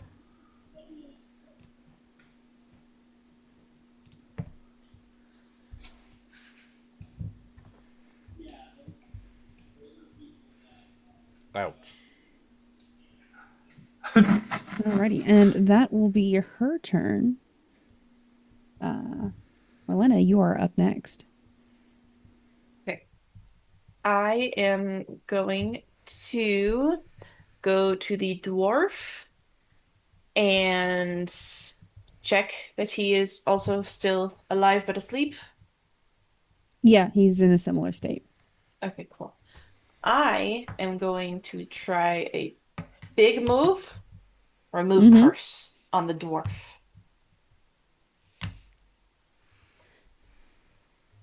As you do this, all of a sudden his eyes shoot open Okay. and a flurry of dwarvish cussing spouts from his mouth as he starts to jolt upward, He's the switching to blacksmith, comment. right? What in the blazes is going on here? So to be really quick about it, it looks like you got kidnapped by hags and then put in some weird sacrificial compass, and we're fighting the hags. And if you are able to help us, I would greatly appreciate that. But if not, then please take one of the peoples and leave. Um, he goes, right, oh, I think I can handle that one. And he makes a run for the halfling as he stands up. And And sorry, you go. no, yeah, go ahead. I was gonna say, and then she will, honestly, she's probably just gonna crawl, like not army crawl, but like kind of like hands and knees, just like keep crawling to the other human. Yeah. Mhm. Um, and she'll be like, okay, okay, I can do this again. I'm just going to dig really deep. Um, and fuck, I can't, never mind. I can't do what I wanted to do. But that's okay. But she will just be like, okay, I just need a little bit more time, and then I'll be able to do this again. Just so she'll just like like pray and like meditate for like a hot second. Because she only gets one So, of those for an action. okay. As you start to do this, you see the figure in the center feel the power. You see as she kind of goes, as the power drops in her spell circle, now that you've removed one of the components. Mm. As she turns to see what's happened and locks eyes with you. As you see her step silvery, oh, it's almost like silvery, silvery threads of like fabric of reality open. She steps in and it opens directly in front of you. Ah, yes, the noise of the void opening up. Yep. The bell. Duolingo! Duolingo. Give me one moment. Give me 1 minute, fellas.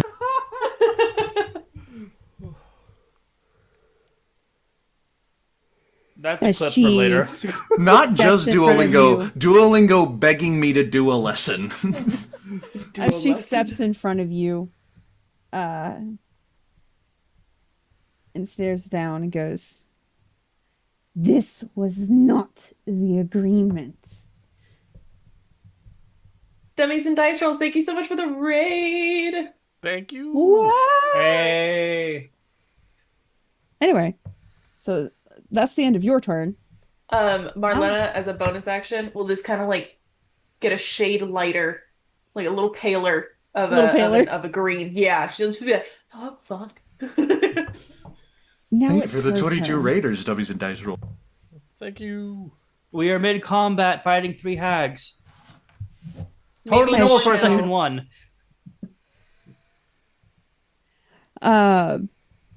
In her anger at you disrupting her ritual, she is gonna go ahead and take a couple swipes at you. Okay. Now, quick question. This Mhm. might bite me in the ass. Since I am technically not prone, she doesn't get advantage, right? You did say you were sitting up. I She did. does not get advantage. It will be straight roll. Okay, thank you. What is your AC? 18. Oh, you do have a good AC. I have my shield on. That one just misses. That one hits though. Yeah, damn it. As she, from her, in her rage, she reaches behind her and from her, dangling from her waist, she takes a set of shears and she makes a slice down straight at you with these shears. This bitch trying to cut my hair. I think she's trying to give you one of them fancy Jamaican neckties. Huh? You don't know what that is? When they No, cut I've this never part of heard your- you say that ever in our lives. They cut this part and your tongue falls out. I've never heard it called a Jamaican necktie before. I have heard. Yeah, that one's a new Oh one. yeah, I've heard that. I've heard that before. Yeah. I've heard okay. a cartel necktie. That's what they call it down in Texas. What's it called? So you take 4 force damage. Oh, that's it. Okay, cool. Cool. Don't I mean, say. not- Don't like- No, say I'm that. sorry. I know. As soon as I said, I was like, fuck. You have disadvantage on attack rolls until until her next turn. You know what? That's fine with me. As she makes this cut on you with this force damage, and she pulls away, and then she gets this curious look flittering across her face. Yes, you're not supposed to be here. Go ahead and give me an insight check real quick. Yes. Also, one thing that yeah, we'll do this dice. Like I would actually, if it's force damage, am I bleeding? It's force damage, so not necessarily. Okay, cool. That is, you said insight? Yeah. 25. You get the sense and meaning that she's not meaning that you're not supposed to be here, like fucking with her ritual, as in here, like In the area. plane, like area, Ooh. like because hags operate on planes. Yeah. She's like, you are not supposed to be on the material plane. You're not supposed to be here. Like there's something, like she's curiously clocked me. frustrated about you. Ooh. She'll just go, I don't know what you mean by that, but that sounds really suspicious. Don't be suspicious. Don't Don't be be suspicious. suspicious. Anyway, I'm just hoping these that's rocks her aren't turn. mimics. Ryder, you're up, my man. And Judas, you're Is the hag still right in front of me? up. Oh, she is. Angie. I got same. Yeah, I'm just gonna, You do have movement now, though. I don't gotta go anywhere to swing at this bitch. I'm just gonna throw 2 attacks at her. First one is a 24. Second one is a 25. Both hit. All right, we got 2d6 plus 8. Wow, what terrible rolls. 12 bludgeoning damage. Base is bludgeoning, right? Yeah. 12 bludgeoning damage. Total. Yep. Are you adding your rage bonus as well? Oh, right. I get plus 2 per attack, so 12, 13, 14, 15, 16 bludgeoning damage. Thank you so much, Brett. Mm-hmm. It helps. Okie day. Anything else? Nah, if I move, she's gonna hit me again. That's it. It's not exactly nice. Oh, really? Judas, you're up. Okay. Good thing too. I just finished my thing. All right. Yay. Oh boy. I'll be honest. In ways of dealing damage to folks, I don't got a lot. And my strongest tool would require me running headlong into them. So I'm gonna run headlong into them. I'm gonna. You do barrel notice that roll. there's a giant magic circle engraved on the ground. Yes. I am aware of this. Here's a weird question. Mm-hmm. Now I'm reading the spell, And my weird question is being answered as no. This is probably not how this is going to work. I have Arcanist's Magic Aura. Placing an illusion on a creature or an object you touch so that divination spells reveal false information about it. You can make something magical appear non-magical. I had a weird thought that might be some kind of roundabout way of making this circle look like it's failing, and as a result, they're going to think it's failing and not put as much power into it. If you were paying attention, like peeking, like keeping an eye on things peeking around the corner, you would have noticed that the central hag felt the circle lose power. So she's innately tied to it, like feeling wise, not appearance. It's not an appearance thing. She felt it. Gotcha. Yes. Okay, so that would not help. Spells attacking against runes do not harm those runes. In my education, in my knowledge, because it's magic on magic, unless you have counter magic, like counterspell or something else like that. The best thing I've got for that would be a dagger, but I'm quite high up off the ground when I'm standing and running and trying to go places. I don't want to risk falling on my ass and eating shit like like Marlena did when they tried to break the circle up. Give me an Arcana check. Yeah, sure. That's a 14 plus 7. That's 21. 21. You take a quick look. I'm going blank on what like teleportation, transportation magic is. Is that abstract? No, that's Evocation. not transmutation. Transmutation? No. It's not conjuration, is it? It's not conjure. Oh, I think it is conjuration. I think. Yeah, it's conjuration. You get the sense that this is a giant This is a giant, really funky teleportation spell. Do I know? Yeah. Oh boy.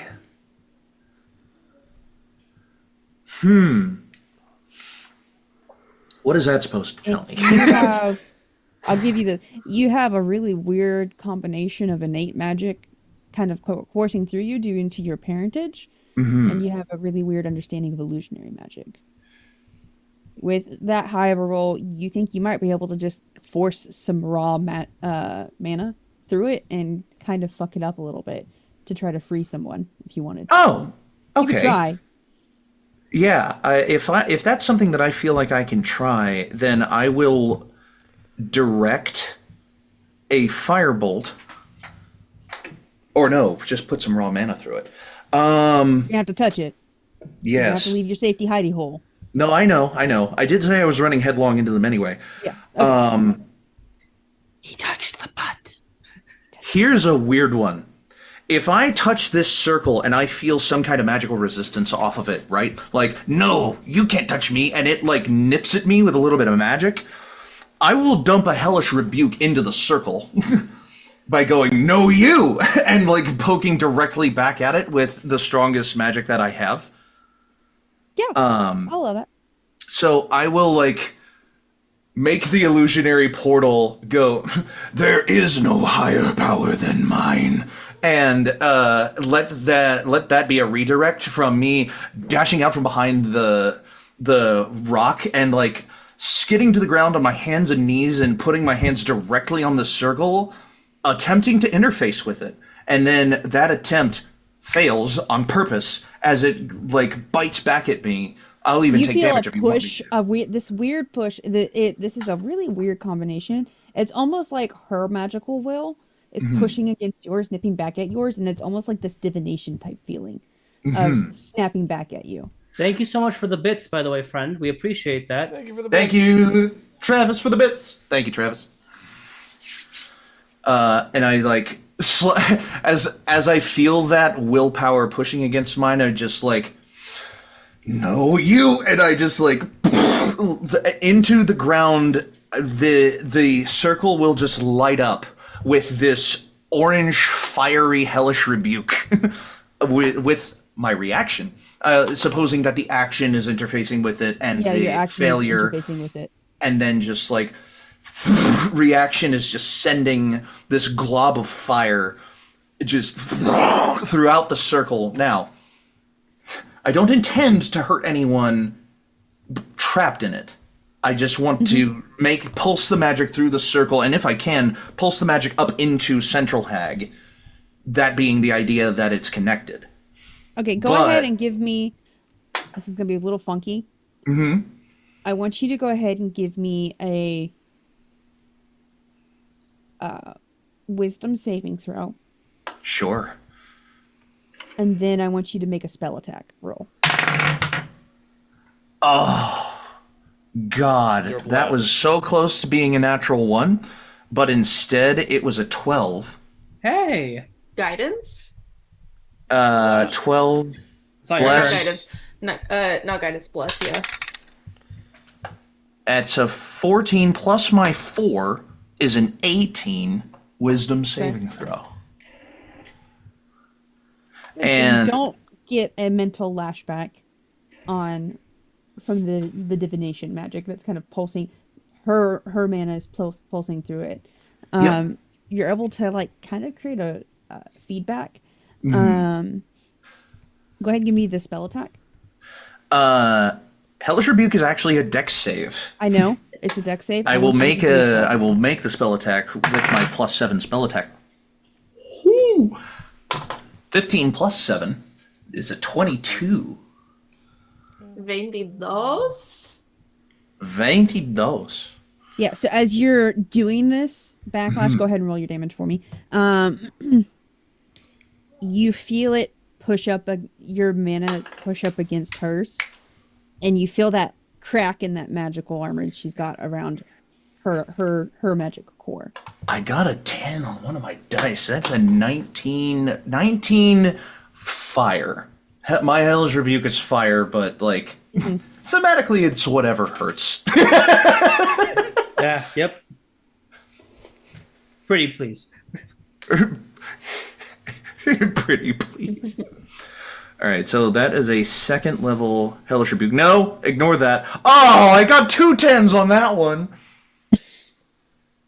I know, but I already rolled a 19 for it. So. You also, by doing this, you pot free the halfling from. I thought the Fantastic. halfling was already she grabbed. snaps up awake. There's 2 halflings. I Wait, thought there were no. two No, there's a humans, dwarf and a halfling, halfling. and dwarf. Because I woke up the dwarf. And He then hadn't gone took for it the yet. halfling. Oh, I thought he did. Because he got up from prone and moved halfway away, so he hasn't I see. made it. Got him. So the Okay. halfling pops awake now. Cool. So that string of actions takes place. I feel the freeing of the halfling, and I just look up, and in my best demonic that I can muster, as in my best devilish as my best infernal as I can muster. There you go. In infernal, I will go. Your affairs end here. Intentionally saying that in infernal just to see if that can put the fear of God and Jesus and the devil in them. Could that possibly be some kind of intimidation? As a final, You've already, because you did. it's fine if it's not. Actions, so I'm going to say no, probably not an intimidation check. Okay, that's fine. As I'm now just looking directly at Central Hag, just waiting. And my turn is over, which means I get my reaction back.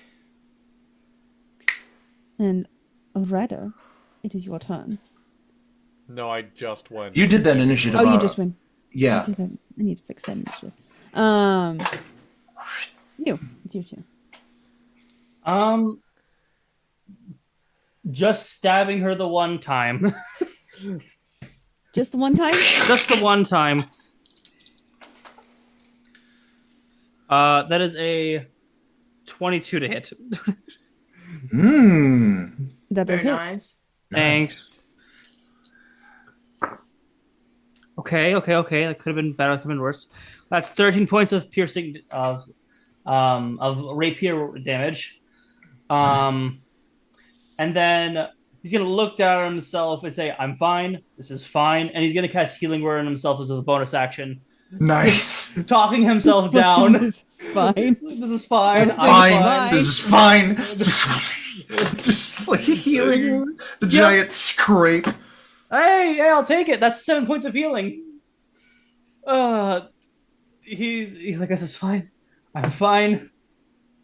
And that is his turn. How is this hag looking that I have put in like 40 points of damage into, like 60 points of damage into? She's bloodied. Okay. That is the end of Mew's turn. Alrighty. That brings us to our salty sea hag.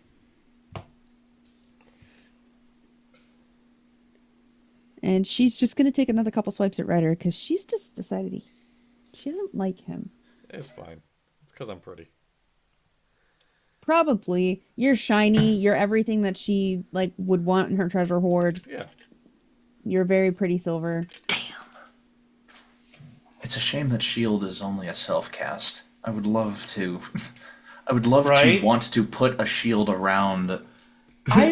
I wish you could do that as like if you want to upcast the spell, you can cast it to other people. I've always said that should be like a paladin exclusive thing, but yes. I mean, that's what Shield of Faith is, though. Yeah. Yeah, that's what Shield of Faith is, yeah. Right, she just misses you. Okay. Ooh. You feel her claws kind of. She catches your band shirt, Yeah. puts a nice gash in it. Rude. Do you want to like get a coffee after this? You're like really into, you haven't left me out of all the people. Like, Do you want to get a coffee after this? She just hisses like, suck up. He's like, "I will. Don't worry." Don't worry about it. I have to use the rest of my All right. right. She said, "I'll drink you That as a is coffee." going to be her turn. yep. She's not going anywhere? Hmm? She's not going anywhere? No, there's a very pretty silvery thing. She's thinking that your hide might make a great couch. It probably At some would. point. Let's be real. Ooh. Ow! Easy Come on, to man. clean. What do you think? That's a compliment. No. Oh, very yeah, that's- shiny. My hide would make a nice couch. I moisturize. Mine would too. It's fine. Like,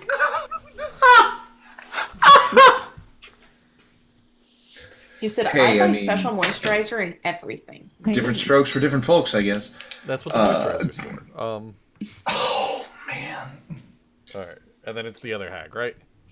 Yes, and now it's the other hag. Marlena, you're up next. Yes. Where did Brett go? He went to the bathroom. Never Away. mind. She turns Gone. and looks Reduced to around. atoms. She sees Judas fucking with the portal, or fucking with the magic circle. She's bloodied and everything, and goes,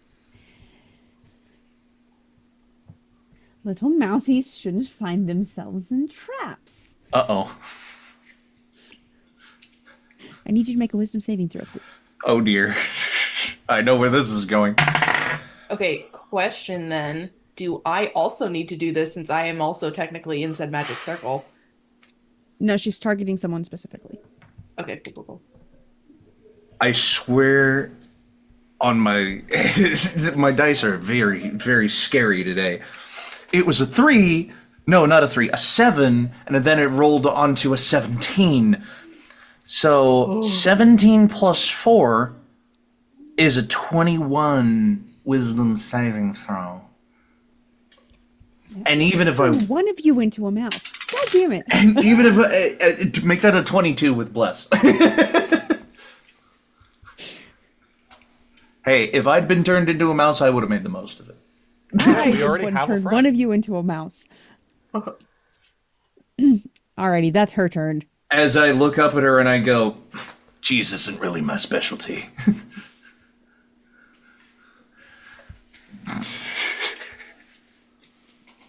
Marlena, what do you want to do? All right. I am going to go to the strongest looking human that's left. Which one If looks you're the going to crawl away strongest? from her, she's going to take an attack of opportunity against you. That's okay. Okay. She's got high AC. Why would she be worried about what these things Cut can shield. do? She just goes, oh god, no. Oh god. Yeah, no, it doesn't hit Oh you. god. Okay, cool. But yeah, so I'll go to this human that looks stronger. So that way they may be able to lift the other human off Mhm. is her like logic there. And she will once again cast remove curse on them. Okay, yeah. So you crawl over to. They're older. It's Wolf of the camp. The logging boss crew. Yeah. Awesome. Remove curse.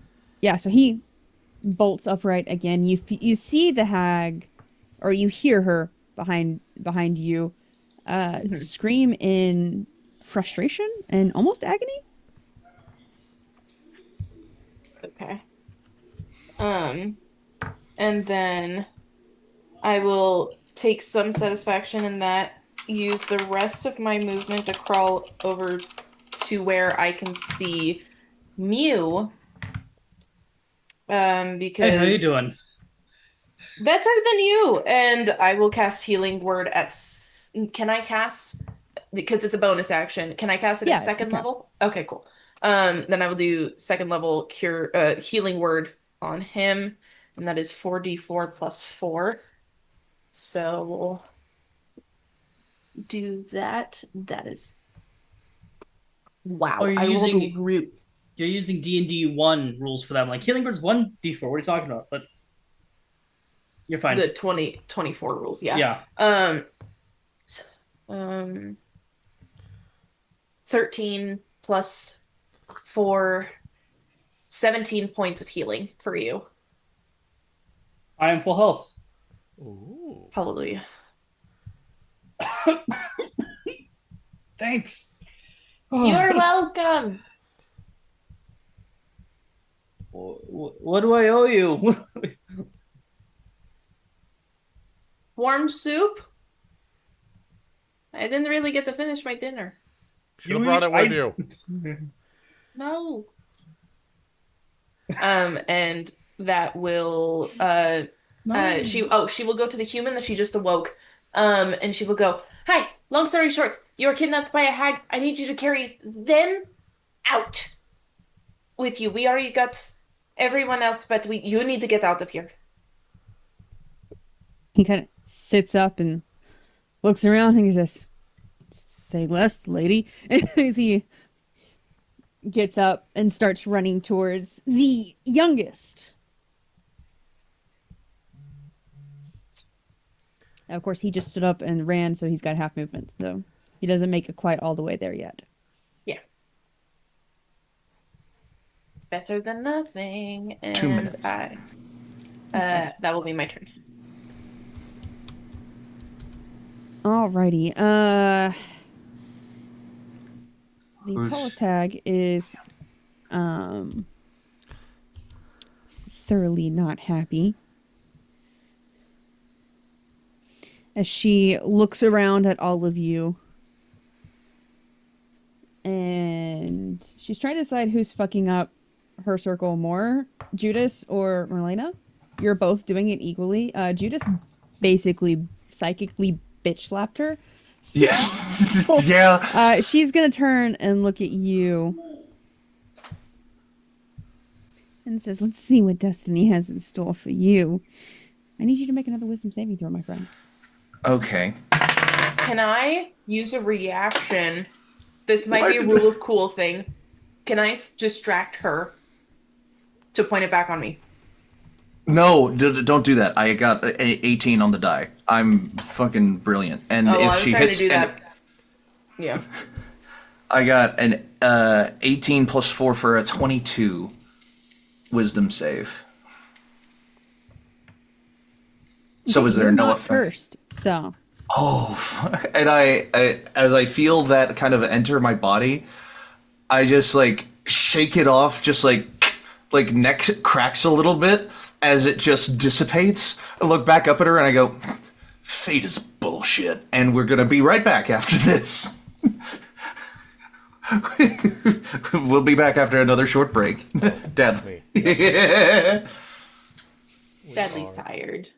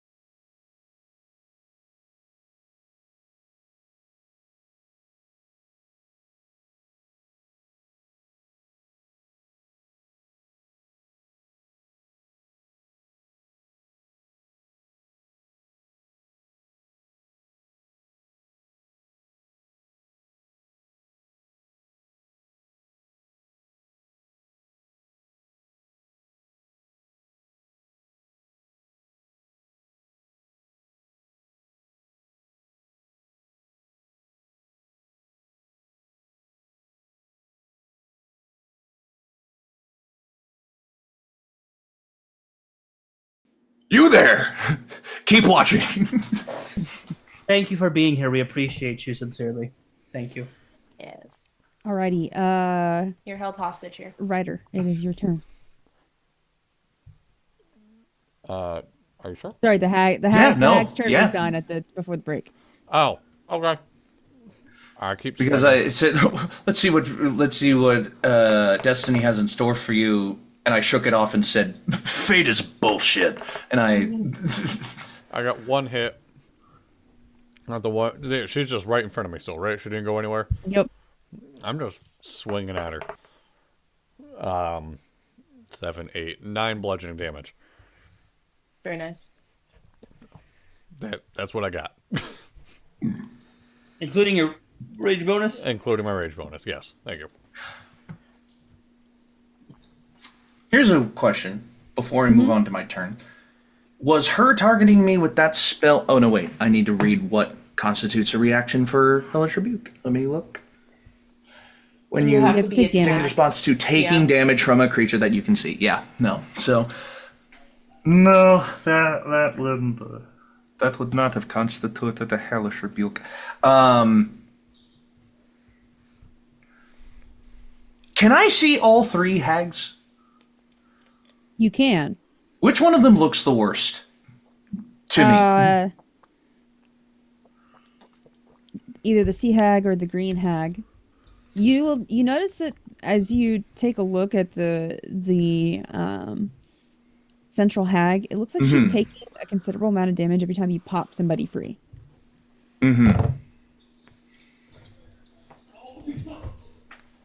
There's one person left. Okay. I have a weird idea that ties back into Arcanist Magic Aura. If I keep my hands on the circle and I dump a cast of Arcanist Magic Aura into it, place an illusion on a creature or an object you touch. So the divination spells reveal false information about it. Target can be a willing creature or an object that isn't being carried or worn by another creature. Choose one or both of the following effects. False aura. You change the way the target appears to spells and magical effects such as detect magic. You can make a non-magical object appear magical, a magical object appear non-magical, or change the object's magical aura so that it appears to belong to a specific school of magic that you choose. Or mask. Change the way the target appears to spells and magical effects that detect creature types, such as Paladin's Divine Sense or the trigger of a symbol spell. Choose a creature type and other spells and magical effects treat the target as if it were a creature. No, that's not really going to help. If a false aura from an Arcanist Magic Aura is pumped into this thing to tell it to basically just pump a magic into the circle that says, fuck you, you don't get to work anymore because I'm telling you that you're not going to work anymore. And just having that magic pulse, would that be enough to, like, pop the chains on the last guy? If I were to, like, maybe throw something Give else me an into Arcana it. check.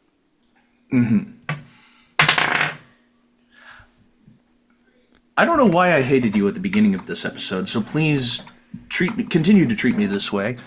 That's an 18 plus 7 for a 25 again.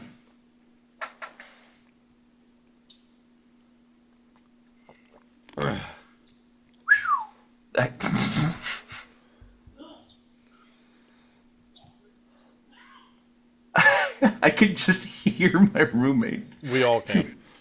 Yeah.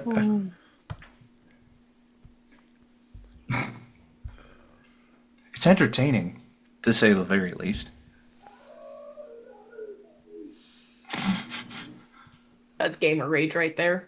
Yeah, I'm gonna check Discord, see Um, what he's playing.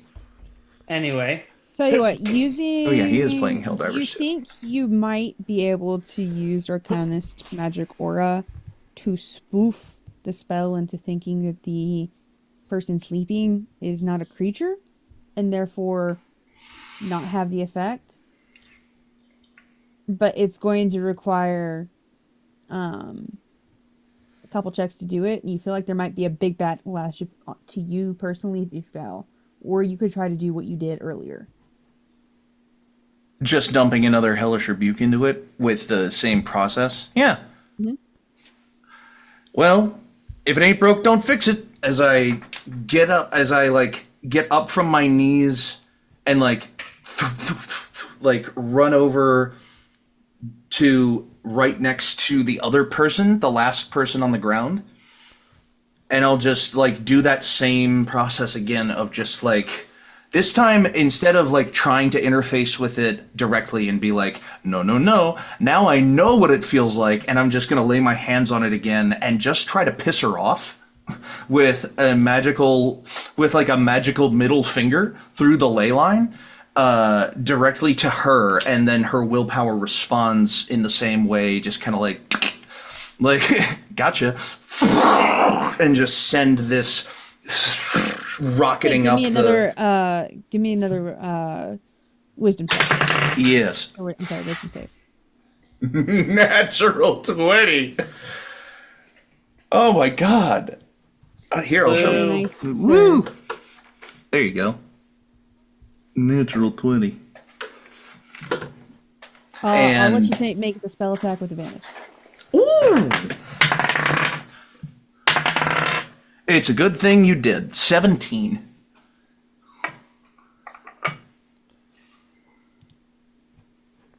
That beats. Roll your damage, sir. Hiya! 17 damage.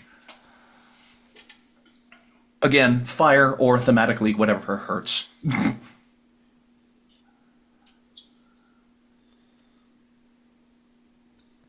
She screams in agony as you feel this kind of magical. As this young kid wakes up as his crew boss is catching up to him. He doesn't even let anyone explain. He just grabs this kid, pulls him to his feet, and Yep. they keep running. The only thing I would say is go. Just go. And I look back up at the hag again. I just like take one of my hands off the ground again, just directly at her, like, come at me. Just trying to get attention away from the others. You don't know what you've done! I've pissed you off, that's enough.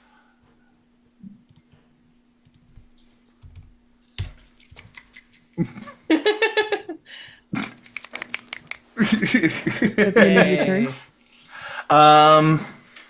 Fancy Persian snapping. Haha. Let's see. I think so. Let me see. When you finish a short rest. No, I can't do that. Yep, that's the end of my turn. I will get up from my knees so that I am standing aloft rather than prone or otherwise. All right.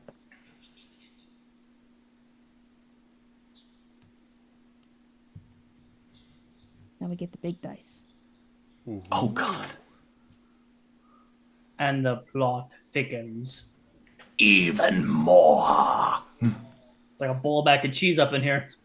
As the spell starts to depower, you see the other two hags feel it now as they start to scream in agony as well. As you stand, all of you in this circle,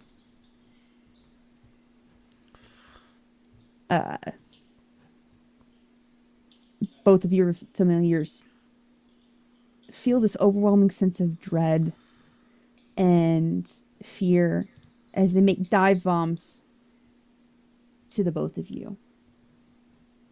The mist that's been thick, but that's seemingly parted a little bit for you for this fight, quickly starts to crawl in as the brazier that was in the center of this altar goes out. And screaming, Ryder, right in front of you, this sea hag turns pale, crumbles to dust, before your eyes. Mew, 2 seconds later, you hear this hag that's been flirting / wanting to kill you this night. It's most of Mew's dates, unfortunately. Incredible. Starts screaming, forming unintelligent words as the same fate befalls her.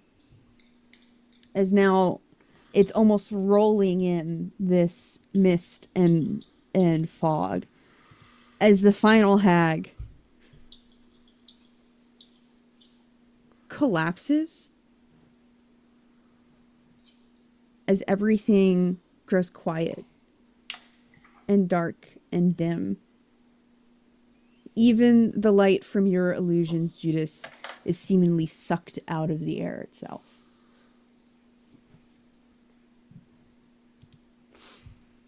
As all of you are kind of instinctively drawn to the center where this altar is, with 4 figures roughly carved. Upon closer inspection, it looks like it's bone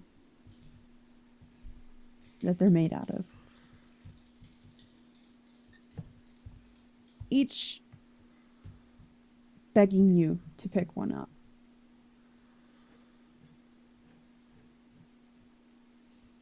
I'll take the one of the big hag that talked to me. These figures are not the hags. There's 4 of them. Oh.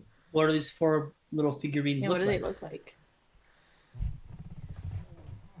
They're old, incredibly old.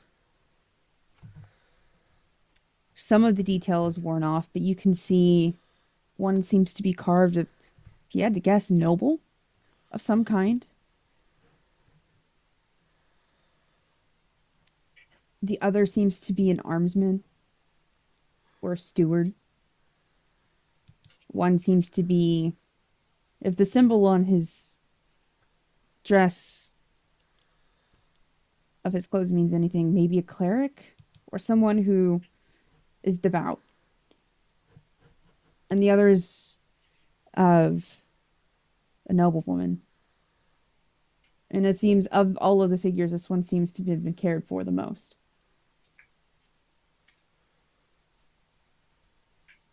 Marlena, the noblewoman seems to call you specifically. I was just about to say she would probably take the noblewoman one and just kind of just look at it, but like hold it like kind of close to her chest almost.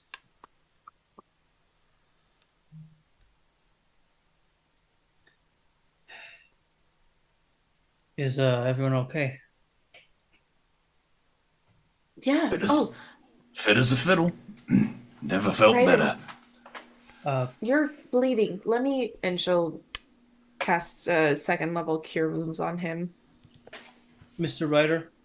Oh, yeah, no, I'm good. It's just a scratch. Mew, you notice the darkness is getting thicker, Uh, if it's even physically possible. 26 points of healing to Ryder. Oh, I'm at full. Holy Damn. shit. any Not gonna lie, calling the out 2024 healing stuff is amazing. And the impulse to pick up these figures is getting stronger. any calling out? I was gonna wait I was gonna grab whatever wasn't grabbed. Roll a d4. Sure. I'm making an Arcana check. I roll a 4, so the one furthest from me.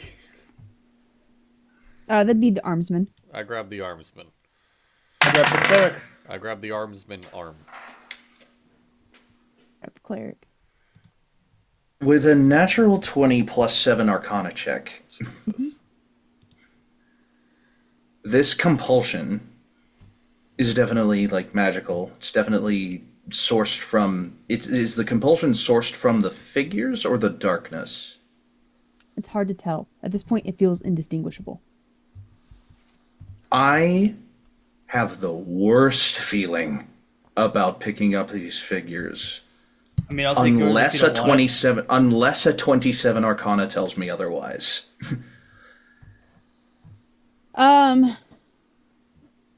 Because this was the center point of a possible, this was the center point of a possible ritual sacrifice. Why would we want to fuck with any of this?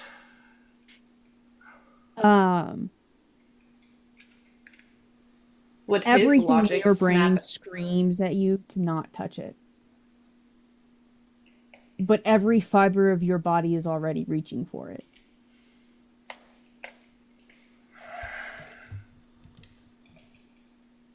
And 3 of the 4 have already been grabbed. Yep. What's the one that's left? The The cleric. description of the one that's The left? noble. Oh, the Noble. noble. Sorry. That's right, you grabbed the cleric, right?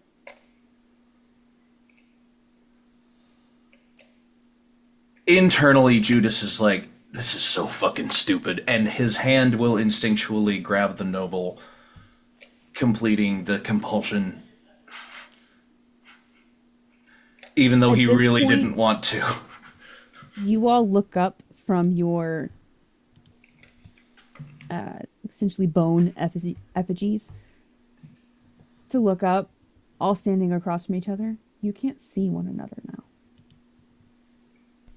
It is completely pitch black. It shouldn't have been possible. The moon was out tonight. You feel the mist kicking up around your legs. As suddenly from all different directions, a cacophony of voices splintering out and away from each other, right next to you from far, being yelled from far away, suddenly coalesce into one singular voice that's at the same time many. I think that this one's will suffice. And then from somewhere else, it answers itself. Possibly, but it could have the same fate as the last. From, and again, different side. Well, we never know if we try. And then each of you directly right next, like someone's whispering in your ear directly. But then again, we could have all the answers. As you all instantly fall asleep. Don't tempt me. EP. You all come to with bright light shining on your faces.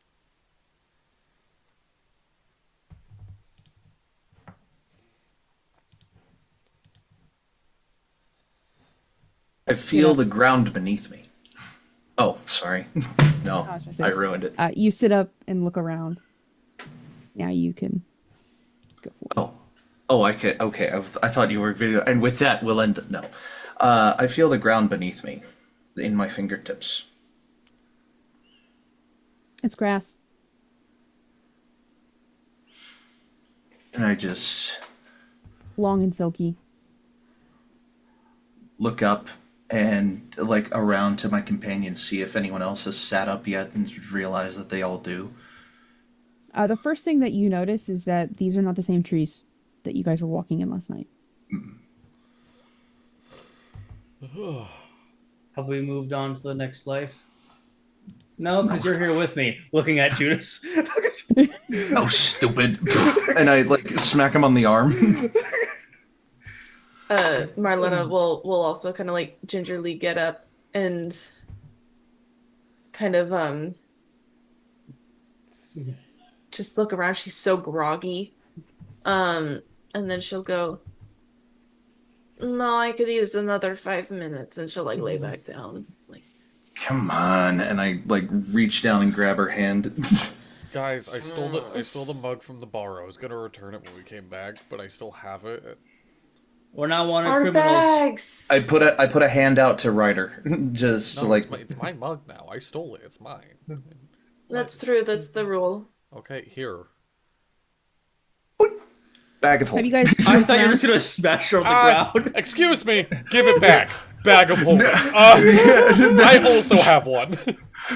Oh, oh, you also have a bag of I holding. have a bag of holding. I was Nice. just gonna like bag of holding, and I pulled my hand out again. I'm like, oh, that wasn't even stolen. You guys hear? As I like reach in, pull it out, give it back to him. Sounds like a wagon train is moving up the road. People. And as you look around, you think, wait, it's been raining solidly for weeks. I And put really a dry hand. ground. I put a hand on Mew as they're like, people. I'm like, no, wait. And just looking around at the environment and just waiting. The floor is dry, you said, though. Everything is relatively dry. Yeah, it was Yeah. fucking wet and now it is fucking dry. So, like, something's up. I left my bag at the tavern. I'm sorry. It had some really nice books I was wanting to read on my travels. Reach it. As you all kind of start to get your bearings, you see kind of off in the distance a road with several brightly colored wagons rolling forward on it, leading through this giant wall with an intricately carved gate and two massive stone soldiers. This is old, almost ancient, as the soldiers have lost their detail. Their heads have fallen down from age and weather. Bits of their armor are broken. The wall itself is crumbling. Religion check?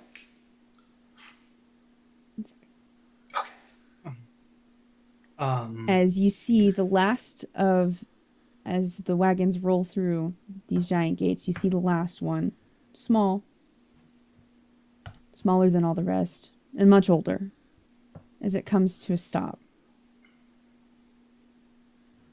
Almost if it's waiting for someone. I'm hungry. And as behind you, you hear, "Yeah, well, dears, it's not often that we find strangers here at the gates of Barovia." And that's where we're going to end tonight's session. Everybody, welcome to Strahd and Coffee, Welcome back. Part 2. Excellent. I've never played Strahd, so I'm very excited to be swooned by this very toxic male. Oh no, wait, the realization of everything I've been sending Stealthy is now kicking in. Oh my god. Instantly regret your life choices. Not at all.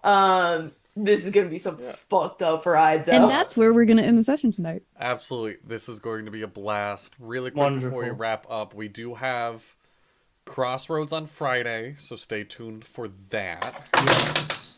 And then No Moonlit Mist this week. Yep. Okay. And then then this upcoming Monday, we are playing Uno with the creator of Enclave. Yeah, yeah, pretty much. So, we're gonna finish working out inter community details, but essentially, we are going to be showcasing Enclave for the month of September in slight partnership with the Enclave community. We're going to be showcasing a game every Monday until the last Monday of the month, which will be the 29th. We will just have a dapper discussion at the end of it, but we're going to have guests from the Enclave community joining us for Enclave games all throughout the month to commemorate the new Kickstarter that is coming out for it. So we love the folks over at Enclave, and the folks over at Enclave have loved us in turn by allowing us to do this for. So check that out for the Mondays in September. But Thank you, Stealthy, yeah. for running this for us. We appreciate it. You did very that's what I was good. going to end Yes. with. Is Stealthy, you knocked it out of the fucking park. Oh my god. Thank you. What a It was great sick as session. hell. Yes, I thank loved you, Stealthy. This is wonderful. We're happy to have another chapter of fucking... Rod and coffee. Strahd and Cappy. Caffey. I didn't know this is what I was signing up for. Too bad. Fuck. I bamboozled Judas is you gonna into die. playing my game. If you want that Alright, mug well, we gotta- Stealthy's using, we'll add it to the merch store sometime this week. We'll put it back on the merch store, yeah. Let's make sure Dadley gets some sleep tonight. Yes, I was gonna say anything else before I click the end stream button. I've been staring Thank at it for you the last 90 for- minutes. Yeah. I'm Thank so you for sorry. being No, here with you're us good. tonight.